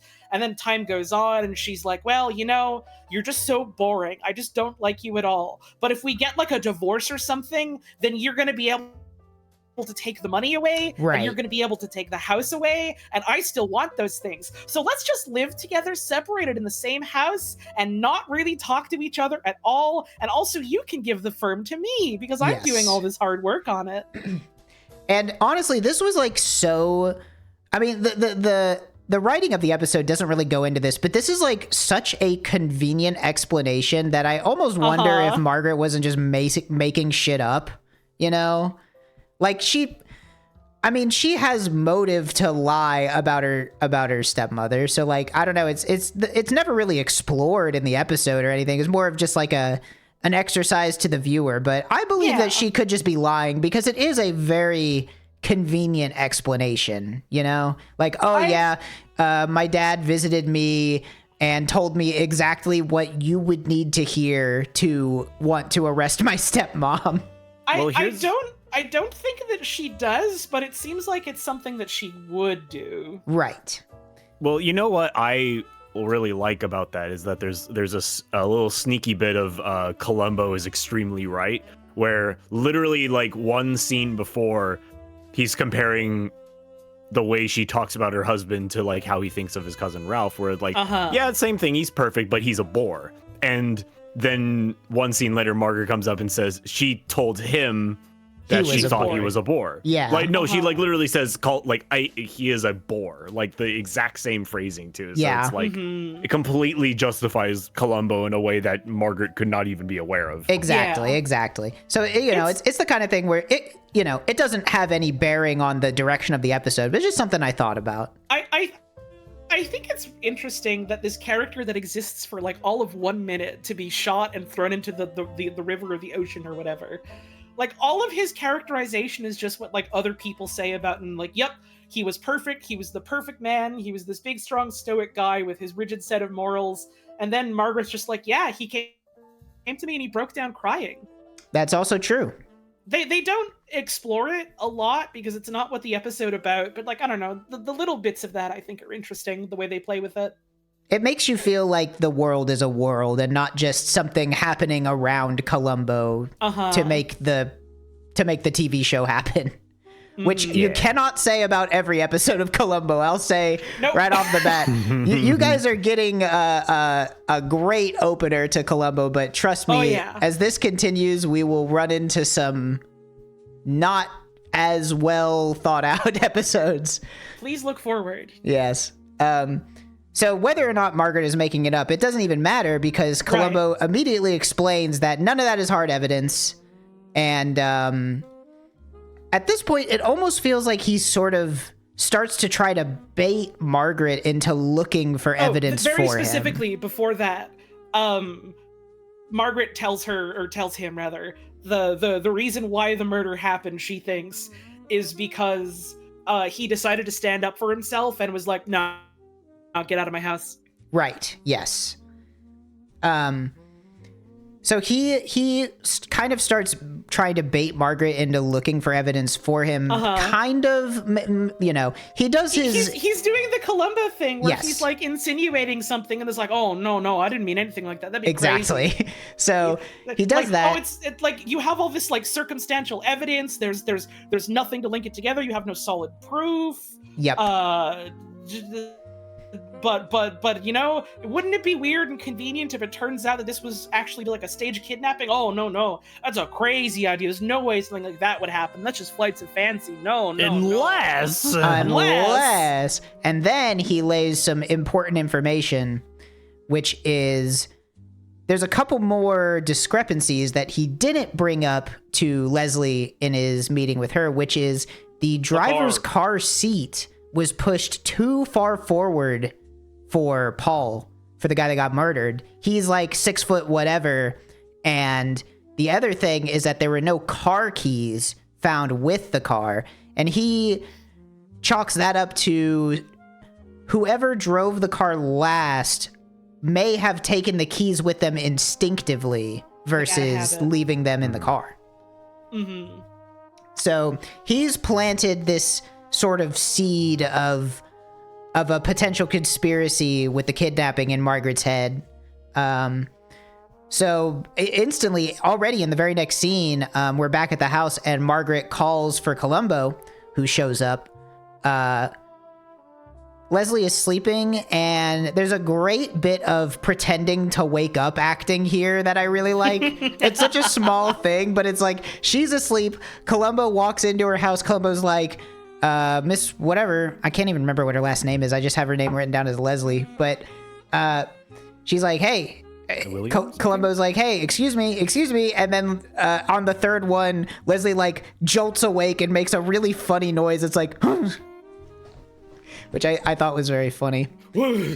She does her best pretending to wake up acting. She hits them with the oblivion poison damage sound effect.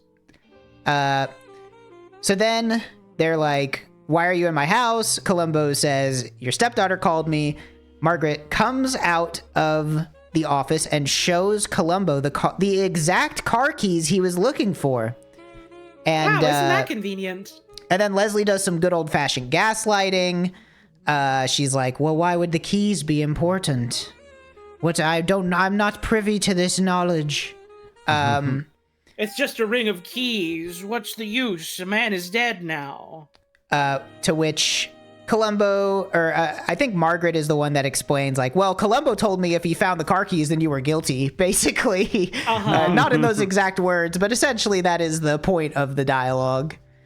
But Columbo already knows that Margaret had the keys forged to try to implicate Leslie because he had guys stationed around. They saw that a locksmith had shown up, so he had already known that was fake. And then Columbo says something very funny, which is forging evidence is a crime. Which you don't know yet, but later on in Columbo that is a very funny statement for Columbo to be making. Really, just like, you can't be doing that, it's against the law. Really awesome statement from man that broke into Leslie's locker earlier. Yeah, same episode. Definitely a little bit tongue-in-cheek already, which I think is, this show is legitimately funny. Like, I think that's another thing that I really like about it, is that it's well-written comedy. It's great. It's black comedy. So then Margaret's mad because her plan didn't work. She tries to slap Columbo, but he catches it with his incredible reflexes. He Ultra Instinct grabs it, and he's like, you can't be doing that. He's like, little lady, you better not be slapping any police officers. Go to your room.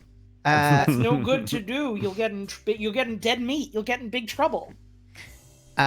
So Margaret storms off to her room. Columbo and Leslie are left there, and this is the point where Columbo really starts tightening the noose. I have a specific line written down. He leaves Leslie with an awesome cool guy line, which is Leslie. Yeah, he's like, I can't have you accused of murder on the wrong evidence. Yes, Leslie thanks Columbo for, straightening Margaret out, and Columbo's like, oh yeah, it was nothing. Just can't have you accused of murder on the wrong evidence, which is badass. I love... This shit goes in so the YouTube funny. short badass Columbo moment with like the droning like boom, boom, boom. It's like cutting to a bunch of different versions of him. This is Columbo's most intense burns, Volume 4. Yes. This is the scene I meant earlier when Margaret storms out. She just like sits on the stair and just looks at Columbo like, whatever could she have been talking about? Yeah. I mean, what is getting into her? Like, she's doing like such excessive face acting that it felt like an LA Noire character. It's so good. She's like, now where could she have gotten an idea like that? Yeah. And immediately after that, Columbo is like a little bashful and just kind of like, well, gosh, shucks. I may have mentioned something about it. Yeah. And she's like, why didn't you tell me about the keys? And he's like, Well, what if it was true? Yep. He brings up a good What if it point. was the evidence? He brings up a good point. He says, well, on the off chance that you did kill your husband, if I told you about the car keys, then you could have, come up with an excuse for them. So he makes a good point. I need to make a gif of this. She does such a funny face when he tells her that, and she's like, "Oh, I understand." She just like puts both of her hands on her cheeks, just like, "Oh, yeah. I understand." Yeah, I'm just a sweet little lady. I didn't do anything in my whole life. She does such a good job. I'm so sad, and my husband is dead. Oh dear. Definitely one of my I really like her character and the way that she portrays it. Like it's very well acted. She's so fucking nasty. Yes, it's awesome. It's very good. So after that, we're back at the law firm, and Columbo demonstrates how Leslie could have used the robophone to fake the phone call by calling her and being like, "Hey, it's Columbo. Can I come over?" And as she's listening to him on the phone, he walks in through the door, which I thought that was fun. That's good. Right before this, there's a scene where Leslie is like, "Margaret, you damn bad girl. I think you're so sick in the head. You need to leave the country now. Oh, that's or right. else I cut you off from all of your money." Yes, that's right. In fact, I accidentally skipped over that in my notes. I have it written down. We get a little more gaslighting from Leslie before she threatens to cut Margaret off from all of her funds. Mm-hmm. It's like that one is like, that's like literal textbook gaslighting. She is just straight up like, oh, you're sick in the head. Nothing you say makes any sense. You're crazy. I didn't do anything bad ever. I never killed killed any of those guys. There's a really good scene transition from that to The Office, where like she's looking one way, and then you hear the office phone ring, and Oh yeah. her head starts to whip around, and they immediately jump cut to the office where her head is turning around to the phone. I fucking love that. Yes, that was a great edit right there. Very, very smart edit for sure. Mm-hmm. So Columbo demonstrates, like, at this point, you know, that the episode's coming to a close at this point. So Yep. Columbo is pulling out all of the big guns. He's showing Leslie, like, I know how you faked the phone call. You know, doesn't say those words exactly, but demonstrates, here's how you could have faked the phone call. And now we get the great scene where Leslie has kind of figured out Columbo's MO, sees through his act, sort of calls him out on it, like, oh, you know, doesn't call him an elf. Maybe they should have just had him call him an elf. She says, oh, you're almost likable. Yeah, in a you're shabby almost sort of way. likable. She calls him a fumbling stumbler. Yeah. She goes, fumbler. oh, yes. Yes, you and your act, you know, you act so innocent, and you're just, you pretend to be dumb, but I know you're smart. But Leslie knows her stuff and knows that Columbo doesn't have any circumstantial evidence. Mm-hmm. And in light of this, Columbo plays his ultimate trump card, which is telling the murderer that he is not on the case anymore. Well, even if I wanted to, I couldn't get you. That Anyway, bye. is that is truly that is like him pressing the ultimate button. Like he is like, all right, this one will get him for sure. I'm just gonna lie and tell them that I'm not on the case anymore. They also make a point of bringing up the one legal strategy where it's like, how does she fucking put it? Harry It's Mason. something. It's not enough to like be acquitted of the crime. You also have to like, you know, publicly show the guilty party being published, sort of thing.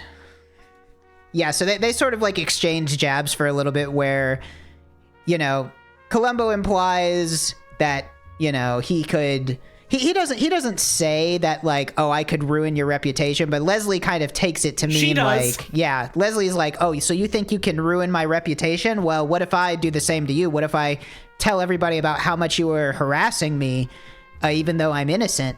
And that's whenever Columbo's like, well, none of this matters because I'm not on the case anymore. There's a murder in Malibu and I gotta go do that or whatever. Mm-hmm. Hit him with the ultimate tech. Just straight up don't tell the truth. Yep, exactly. Not even like an omission of the truth. Just straight up lie. He is just frankly lying to her face. So after that, Leslie comes back to her house and is subjected to just a little bit of psychological torture from Margaret, who basically recreates the setting of the murder. This kid is so fucking intense this whole episode, It's and this is awesome. the fucking boiling point of it, where she's just like, howdy, motherfucker. Bam! That one was a blank. Bam! This one is too. What about the next one? She goes jigsaw mode. She like starts putting up like the ransom letters on the mirror. She has the fucking emergency light drop down from the door when she opens it. They bring back the device. They bring back the cube. The cube drops down in front of her face. It's great. This Where part did is she like a get the fucking fucking horror cube? movie. But I mean, the obvious answer is she set up the whole thing with Columbo, so she probably just got it straight from the police. Probably. They probably had that cube for a while. Yes, the cube drops in front of her face. We get another awesome editing moment that's like, it's not even slow-mo. It's just straight up, because, you know, it's not like it had any way to interpolate between the frames back then, so it's literally just like You just lower the extremely frame rate, low yeah. frame rate. Like, it's very striking visually in a way that I find very interesting. They've got all these like weird harmonizing like bells and chimes playing while Leslie's having her like super villain breakdown moment. It's great. So then Leslie chases Margaret into the bedroom. The thing drops down in front of her face. There's like just a tense moment where they're looking for each other. Leslie opens up the closet. Margaret is standing there, shoots another blank at her, I think. Yep. And then at that point, Leslie is just like, I want you fucking out of my house. Get out of the house. You are not to be in the house anymore. I don't want to see you ever again. Like, I'm fucking done. And Margaret's like, no, motherfucker, I know your game. Exactly. You're trying to take my share of the fucking estate. Pay up. Margaret begins to, I guess it's not exactly blackmail because it's not like Margaret has evidence, but it's more like Margaret is saying, I am going to fucking haunt you if you I don't. will hound you for the rest of your fucking life. Yes, it's like, I am going to continue harassing you until you either give yourself up or I want my part of the estate. I want $30,000 a year for 5 years in cash. Yes. I think she says like it's like a negotiation where Leslie is like, "Oh, I get what you want. You're trying to extort me." She says, "I'll give you $20,000 a year." And Margaret's like, "I want 25 a year." It was supposed to be 25,000. Right. Yes. I want my fucking trust fund back, and I want it in a lump sum. Yes, it's I want 25 a year, and I want 5K bonus on top of it in cash. And Leslie at that point is like, you know what? Okay, like, sure. If that's what it costs to get rid of you, then that's what it costs. So, how convenient! I'll do it. Let's go. So, at this point, we go to the airport. Leslie is seeing Margaret out. Margaret has a briefcase full of cash. She gets on a plane with it. This just further shows how different the airport worked 40 years ago. Yeah, dude. Just like looking at this, like every other airport would be the same way, but just like seeing this and being like, this is LAX. What the fuck? It looked like this? What the fuck? Yeah, I really thought that was funny. It's like just walking onto a airplane with a briefcase with like $150,000 or whatever on it. $300 million in one little suit. Why would they check? Case, and No, they would never check. And that's another thing is they established very early on, back whenever they were collecting the money for the ransom in the first place, like, these are marked bills. They know, they got the serial numbers. They know what the money is. Yep. Yeah, because they had to go through a legal transaction to get the money out of her bank in the first place, so it's like extremely easy to trace. Yes, which kind of makes me wonder what her like long-term plan was. I guess it was to just never spend the money and just eat the loss and just be like, all right, it cost me $300,000 to murder my husband. I guess that's just what it takes. No, you could like spend it in like other capacities as long as it just like, you know, she spent it at a store. Like the police aren't going to be scrutinizing her or her activity that closely. She just has to like wait a couple of months or like even a year or more just before she started using it. And like by not the time move they like literally all of it at once at the same time. Yeah. Can't move it all at once. But like the fact that she was forced to move a bunch of it at once in that instance and it went straight into the police's lap is like So trick. Look who's here at the airport. It's Columbo. Yay! And he's so sad. He looks a little He's just dejected. waiting for someone. Leslie sees him and asks, well, are you here to arrest me, or are you just picking somebody up? And sort of offers her condolences for letting the criminal get away and offers to go get some drinks at the airport lounge. She's like, I hate to see you so sad. Come on, I'll buy you a drinky. At this point, she is in full of her confidence. She's on cloud nine. Yes. She's riding high. No one She's can like, get her finally now. got rid of my bitchy ass stepdaughter. Don't have to worry about her anymore. Columbo's not on my case anymore. The feds don't suspect me. I'm doing great. So they go to the airport lounge. Columbo orders a root beer. Cute. I love that he gets a root beer and her response is like, oh, Lieutenant, you always make me feel so decadent. Yes. So they share a toast, and Columbo starts to talk. And trust me, if you're a murderer and you're having an extended conversation with Columbo and he starts talking like he's figured it all out, that is bad news for you. You're fucked. You are in the last scene of a Columbo episode. He sort of starts talking about like, you are really smart, you know, like I couldn't figure out a single thing to nail you on. And I finally realized that the only physical circumstantial evidence, or not circumstantial, the only real deal physical evidence is the money from the ransom, because that's the only thing that can prove beyond a shadow of a doubt that the kidnapping was entirely faked, is if the money shows up. And he brings up a very good point, which is that there are very few people who would actually take money to forget about a murder. Right. Yeah, that's like the whole thing about this episode that I love is like the first episode is like both of these episodes share that the murders are committed by very, very smart people who've thought through like almost anything, like almost everything, and are like nigh uncatchable. The crux in the first episode is that he roped in a emotionally unprepared woman who was not ready to cover up a murder, and Columbo pressed her as the weakest link. This one, her failing was that she's just a huge bitch. Yeah. She's just a huge bitch and thought she could pay off her stepdaughter to forget that she murdered her husband. She just sucks hellacious ass, and that's what gets her in the end. Columbo's like, you know what your problem is? You have no conscience. It's like, you're very smart, but you have no conscience, and you thought you could buy your stepdaughter. Well, guess what, bitch? Yeah, so I really like the way he puts it, which is like, it limits the imagination. It limits the imagination. It limits the imagination to have no conscience, because you literally can't conceive of somebody not acting like you would.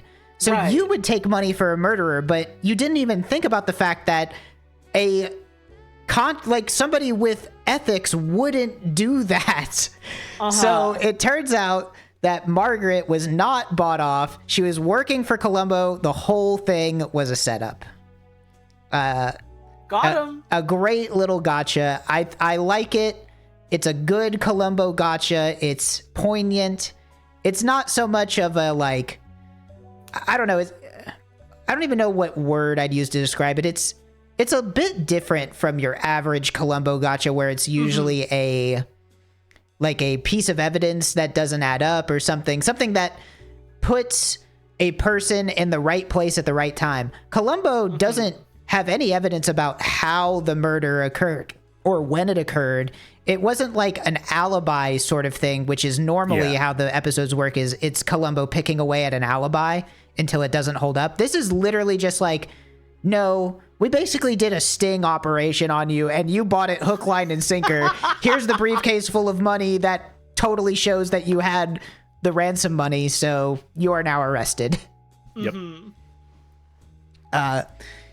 Leslie gets arrested. Columbo wins. And There's we're treated. A great bit right at the end. This is like one of my all-time favorite Columbo bits. Is the episode ends and he's just like palming through all this incredible amount of money, and the woman comes over and it's like, that'll be $1.50 for your root beer, and he goes, oh, and he starts patting his pockets to see if he has money. He moves the pile of money between hands as he's patting his coat, and he's just like, oh, I got nothing. Can I sign for it? Like, yeah, I'm from the police. And the woman's just like, yeah, sure. And then he just signs for it. It's like the most it's so fucking funny. Like any other like detective show or something with like would just have like a bit where he's like, oh, could I pay with this, or like anything like that. But he's just like, I'm afraid I don't have any money.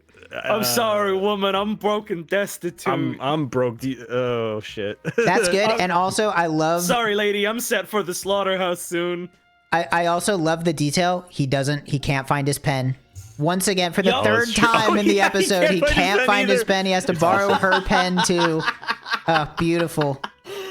Okay, so 10 points something out. I do contest this in some ways because they're not really equivalent characters, but this is a certified Dick Gumshoe moment. That is like the like haggard, penniless detective thing. Like they totally got that idea from Columbo, 100%. Like I even haven't wears played a any of the raincoat. fucking Phoenix Wright He even got games the yet, shabby but, like, raincoat that everyone hates. Gumshoe's whole thing is that he's like Columbo, but he's like more bumbling and less effective at his job. He's like a penniless bachelor, where Columbo is like a guy with a really respected police detective with a wife. He's a and penniless good married livelihood. man who's really good at what he does. Columbo pretends to be bumbling, but he's anything but. It's all an act. And that's the end of the second pilot of Columbo. That's how it ends. What a fucking episode. It's a great episode. I love so much about this. I love that it places little things that will reoccur in later episodes. I love the editing specifically, which doesn't really come back. This is a special episode with the editing. If the first pilot is the blueprint, this one is the prototype. Yes, for sure. This is the prototypical Columbo episode. It shows you what the show is going to be for the most part. And it does a great job. There's like a lot of really, really interesting and striking like camera work and like shot composition, considering this is like a really early fucking 70s made for TV movie.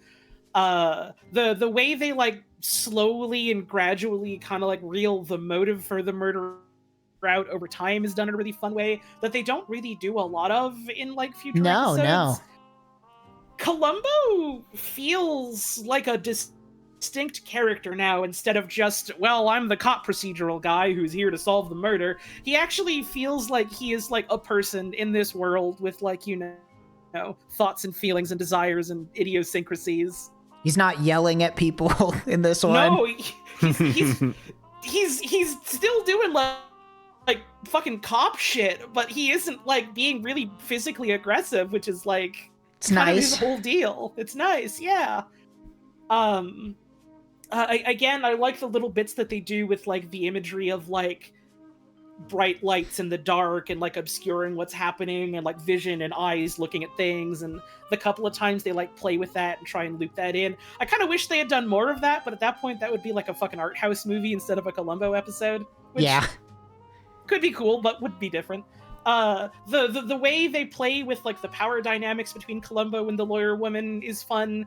Margaret is like a really cool foil for both of these characters in like a really interesting way, and like I like how intense she is. That's fun. She's fucking flying off the handle by the end of it. She's kind of an archetype of somebody that I feel like, I mean, you know, this is maybe narrow-minded of me, but an archetype of a type of person that doesn't really exist anymore, at least in the way that it did in the 70s, where it's sort of like, she's not particularly snooty per se, but she is like from rich parents, and like she was, you know, she just has the air of like a weird rich girl from the 70s. Like I don't really know how else to describe it. It's like this kind of person like doesn't really exist anymore.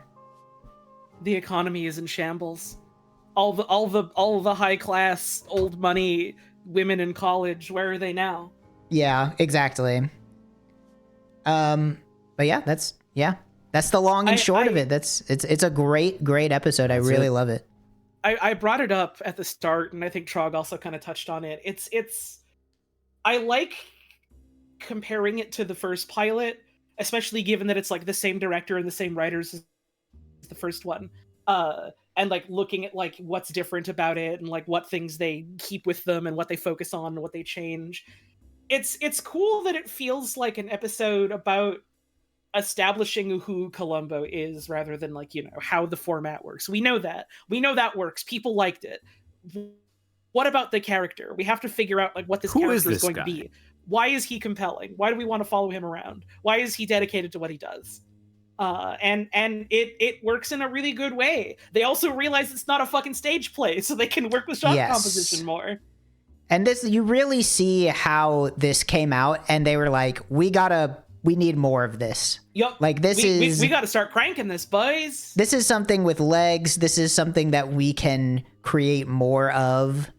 I'm also assuming, I would have to check, I'm almost assuming that this had a bigger budget than Pilot 1. Like, Probably. considering... I have to imagine, right? Because considering that Pilot 1, the most, like, they had, like, a plane set that looked very set-like, and then there's, like, the one kind of, like, shot of him on the boat that was done with, like, opticals. It's, like, all of them are, like, pretty... so much better than the fucking boat. Standard location stuff. And this one, they, like, got, like, multiple plane shots Angles. And stuff like that did not really seem like B-roll, and they were clearly filmed in like north of Los Angeles. Yeah, I think there's one scene in the first pilot that even takes place outdoors at all, like, or in like an actual physical location.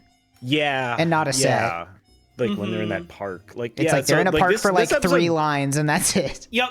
This episode definitely had a bigger shooting budget, which is for sure paramount. Yep. Yeah, I mean, it's like I said, I think you really, this is, if you had just seen the first pilot, you might even be like, really, they decided to keep doing this? Like, I mean, it was good. But it was also like, it would have been fine as like a one-off thing. But this one really is like, it really does a lot to endear Columbo to you as a character. Yeah. It makes you want to see him solve other crimes, which is like the important part, right? Like that, if you don't want to watch Columbo solve a crime, why would you watch the show? That's what the show is. So they need to make you really want to see this guy continue doing his job. Mm-hmm. Which they do a great job of that. Yeah. Yeah. It's super excellent. It feels like weird and maybe almost kind of wrong to say that I think this is like one of the best episodes, given that it's the second one they made and it's still a pilot. But it's so fucking strong, so I'm just gonna fucking say it anyway. This is like one of the best ones. I would at least. I mean, obviously, there are so many. I haven't even seen all of season 1, so I haven't seen all of them. But I mean, I would at least put it in the top 10 for sure. Like I struggle to find 10 other episodes that I think would be better than this one. There's and that's like not one I can think of that's my favorite of all time. But me too. That's, it's easy to say. Yeah, I definitely know what my favorite Columbo episode is, but unfortunately, it's in the 1990 season, so we are going to get to it in a very long time. It's gonna take a while before we get there. But yeah, that is Ransom for a Dead Man. That is What a fucking episode. That's the second pilot, and that is the second episode of this show. That is about another show. Yippee. Did you like it? Did you hate it? I don't know. How'd you feel? Do you want to make your own podcast about our podcast? Yeah, that's a good idea. Somebody make a podcast about us talking about... I'm trying to imagine that now. It's like a podcast where they're like, yeah, I really liked whenever Trog pointed out that he liked the editing. I thought that was really powerful. We get like 2 more layers away, and then people aren't even watching the original Columbo episode. They're just talking about the chain of things. And then we get like 5 layers deep, and then we do a podcast about that chain. That's right. Bringing it all full circle. And then we make our own episode of Columbo. There's one link immediately after our last link where someone finally goes, wait, wasn't this supposed to be about Columbo? And then they do their podcast about that episode of Columbo. Yeah. And there's a great, beautiful continuity that never ends. That's right. For fans, this is perfect. We are creating the Ouroboros of podcasting. It is the snake eating its own tail. Yumma yumma. But yeah, that's all I have to say. I don't know if you guys have any parting words, but if not, that's it. Please look forward to the next episode that we do, because episode 1 of season 1 is directed by Steven Spielberg. That is true. We got the big. Oh yeah. These were pilots. Now we're on to the tried and true real deal series with a young Steven Spielberg. Yup. Someone in chat is asking if this podcast is uploaded anywhere. I know I've seen other questions about that elsewhere. I have been lazy and have not gotten these onto the to the RTVS podcast feed. You can watch the first episode. There is a YouTube channel called Trog VODs that is run by a third party, but thank you very much, Casey Ann Hartley, for uploading my VODs for me, because I don't want to do it. So I'm sure this will end up there. The first episode is there, and I was not sure if I wanted to put them on the podcast feed, but I think enough people have asked at this point that I will. Yeah, I think you should do it. I will make it a point to extract the audio and throw it up on the podcast feed. Yay! And as you can tell, our recording schedule is not exactly set in stone or anything. Yeah. Someone in chat asked if there was a schedule. The schedule is, yes, it's on weekends when we're all available. Yes, we like probably around the same time, but it's hard to say if it would be on like Saturday or Sunday. Just it's whenever all 3 of us are free, basically. It's mostly me because I work on most weekends, so it's very dodgy. We're gonna try to do it. Best case scenario, you might be getting 1 episode a week. Worst case, maybe once a month, depending on when we're available. So yeah, one of these days we'll just go fuck it. We'll have like a whole week free, and we'll just do like 8 of these in a fucking row. That would be crazy. I don't even know. I think I'd be dead by the end of that. It'd be the Columbo summer break where every day we watch 1 episode, and then we do our summer report card on it. Yeah. And as we get deeper into the series, we might end up doing more than one episode. Probably. And not going quite as in-depth on the minutia of the plot. Episodes get shorter and more formulaic as we go. Yes. Yeah, exactly. They're Less to talk about.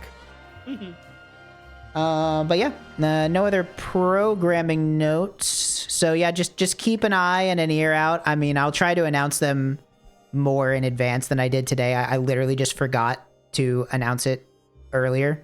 So sorry about that. But yeah, weekends at 2 Central, 3 Eastern, probably is what we could say. But yeah, that's it. Thank you again for listening, for watching. Thank you, Mike. Thank you, Holly, for joining me yet again. Well, thanks for having us. And yeah, we'll see you next time with... And I need you, the viewer at home, to invent a genie in a lab so you can wish for all copper wires in the world to stop conducting electricity. Thank you. This is important. That's true. If anybody has any genies, please, I need to know. Please. It's needed badly. Yeah. We're desperate. Cut the feed. All right. See you next time. Bye, everybody. Bye. Bye.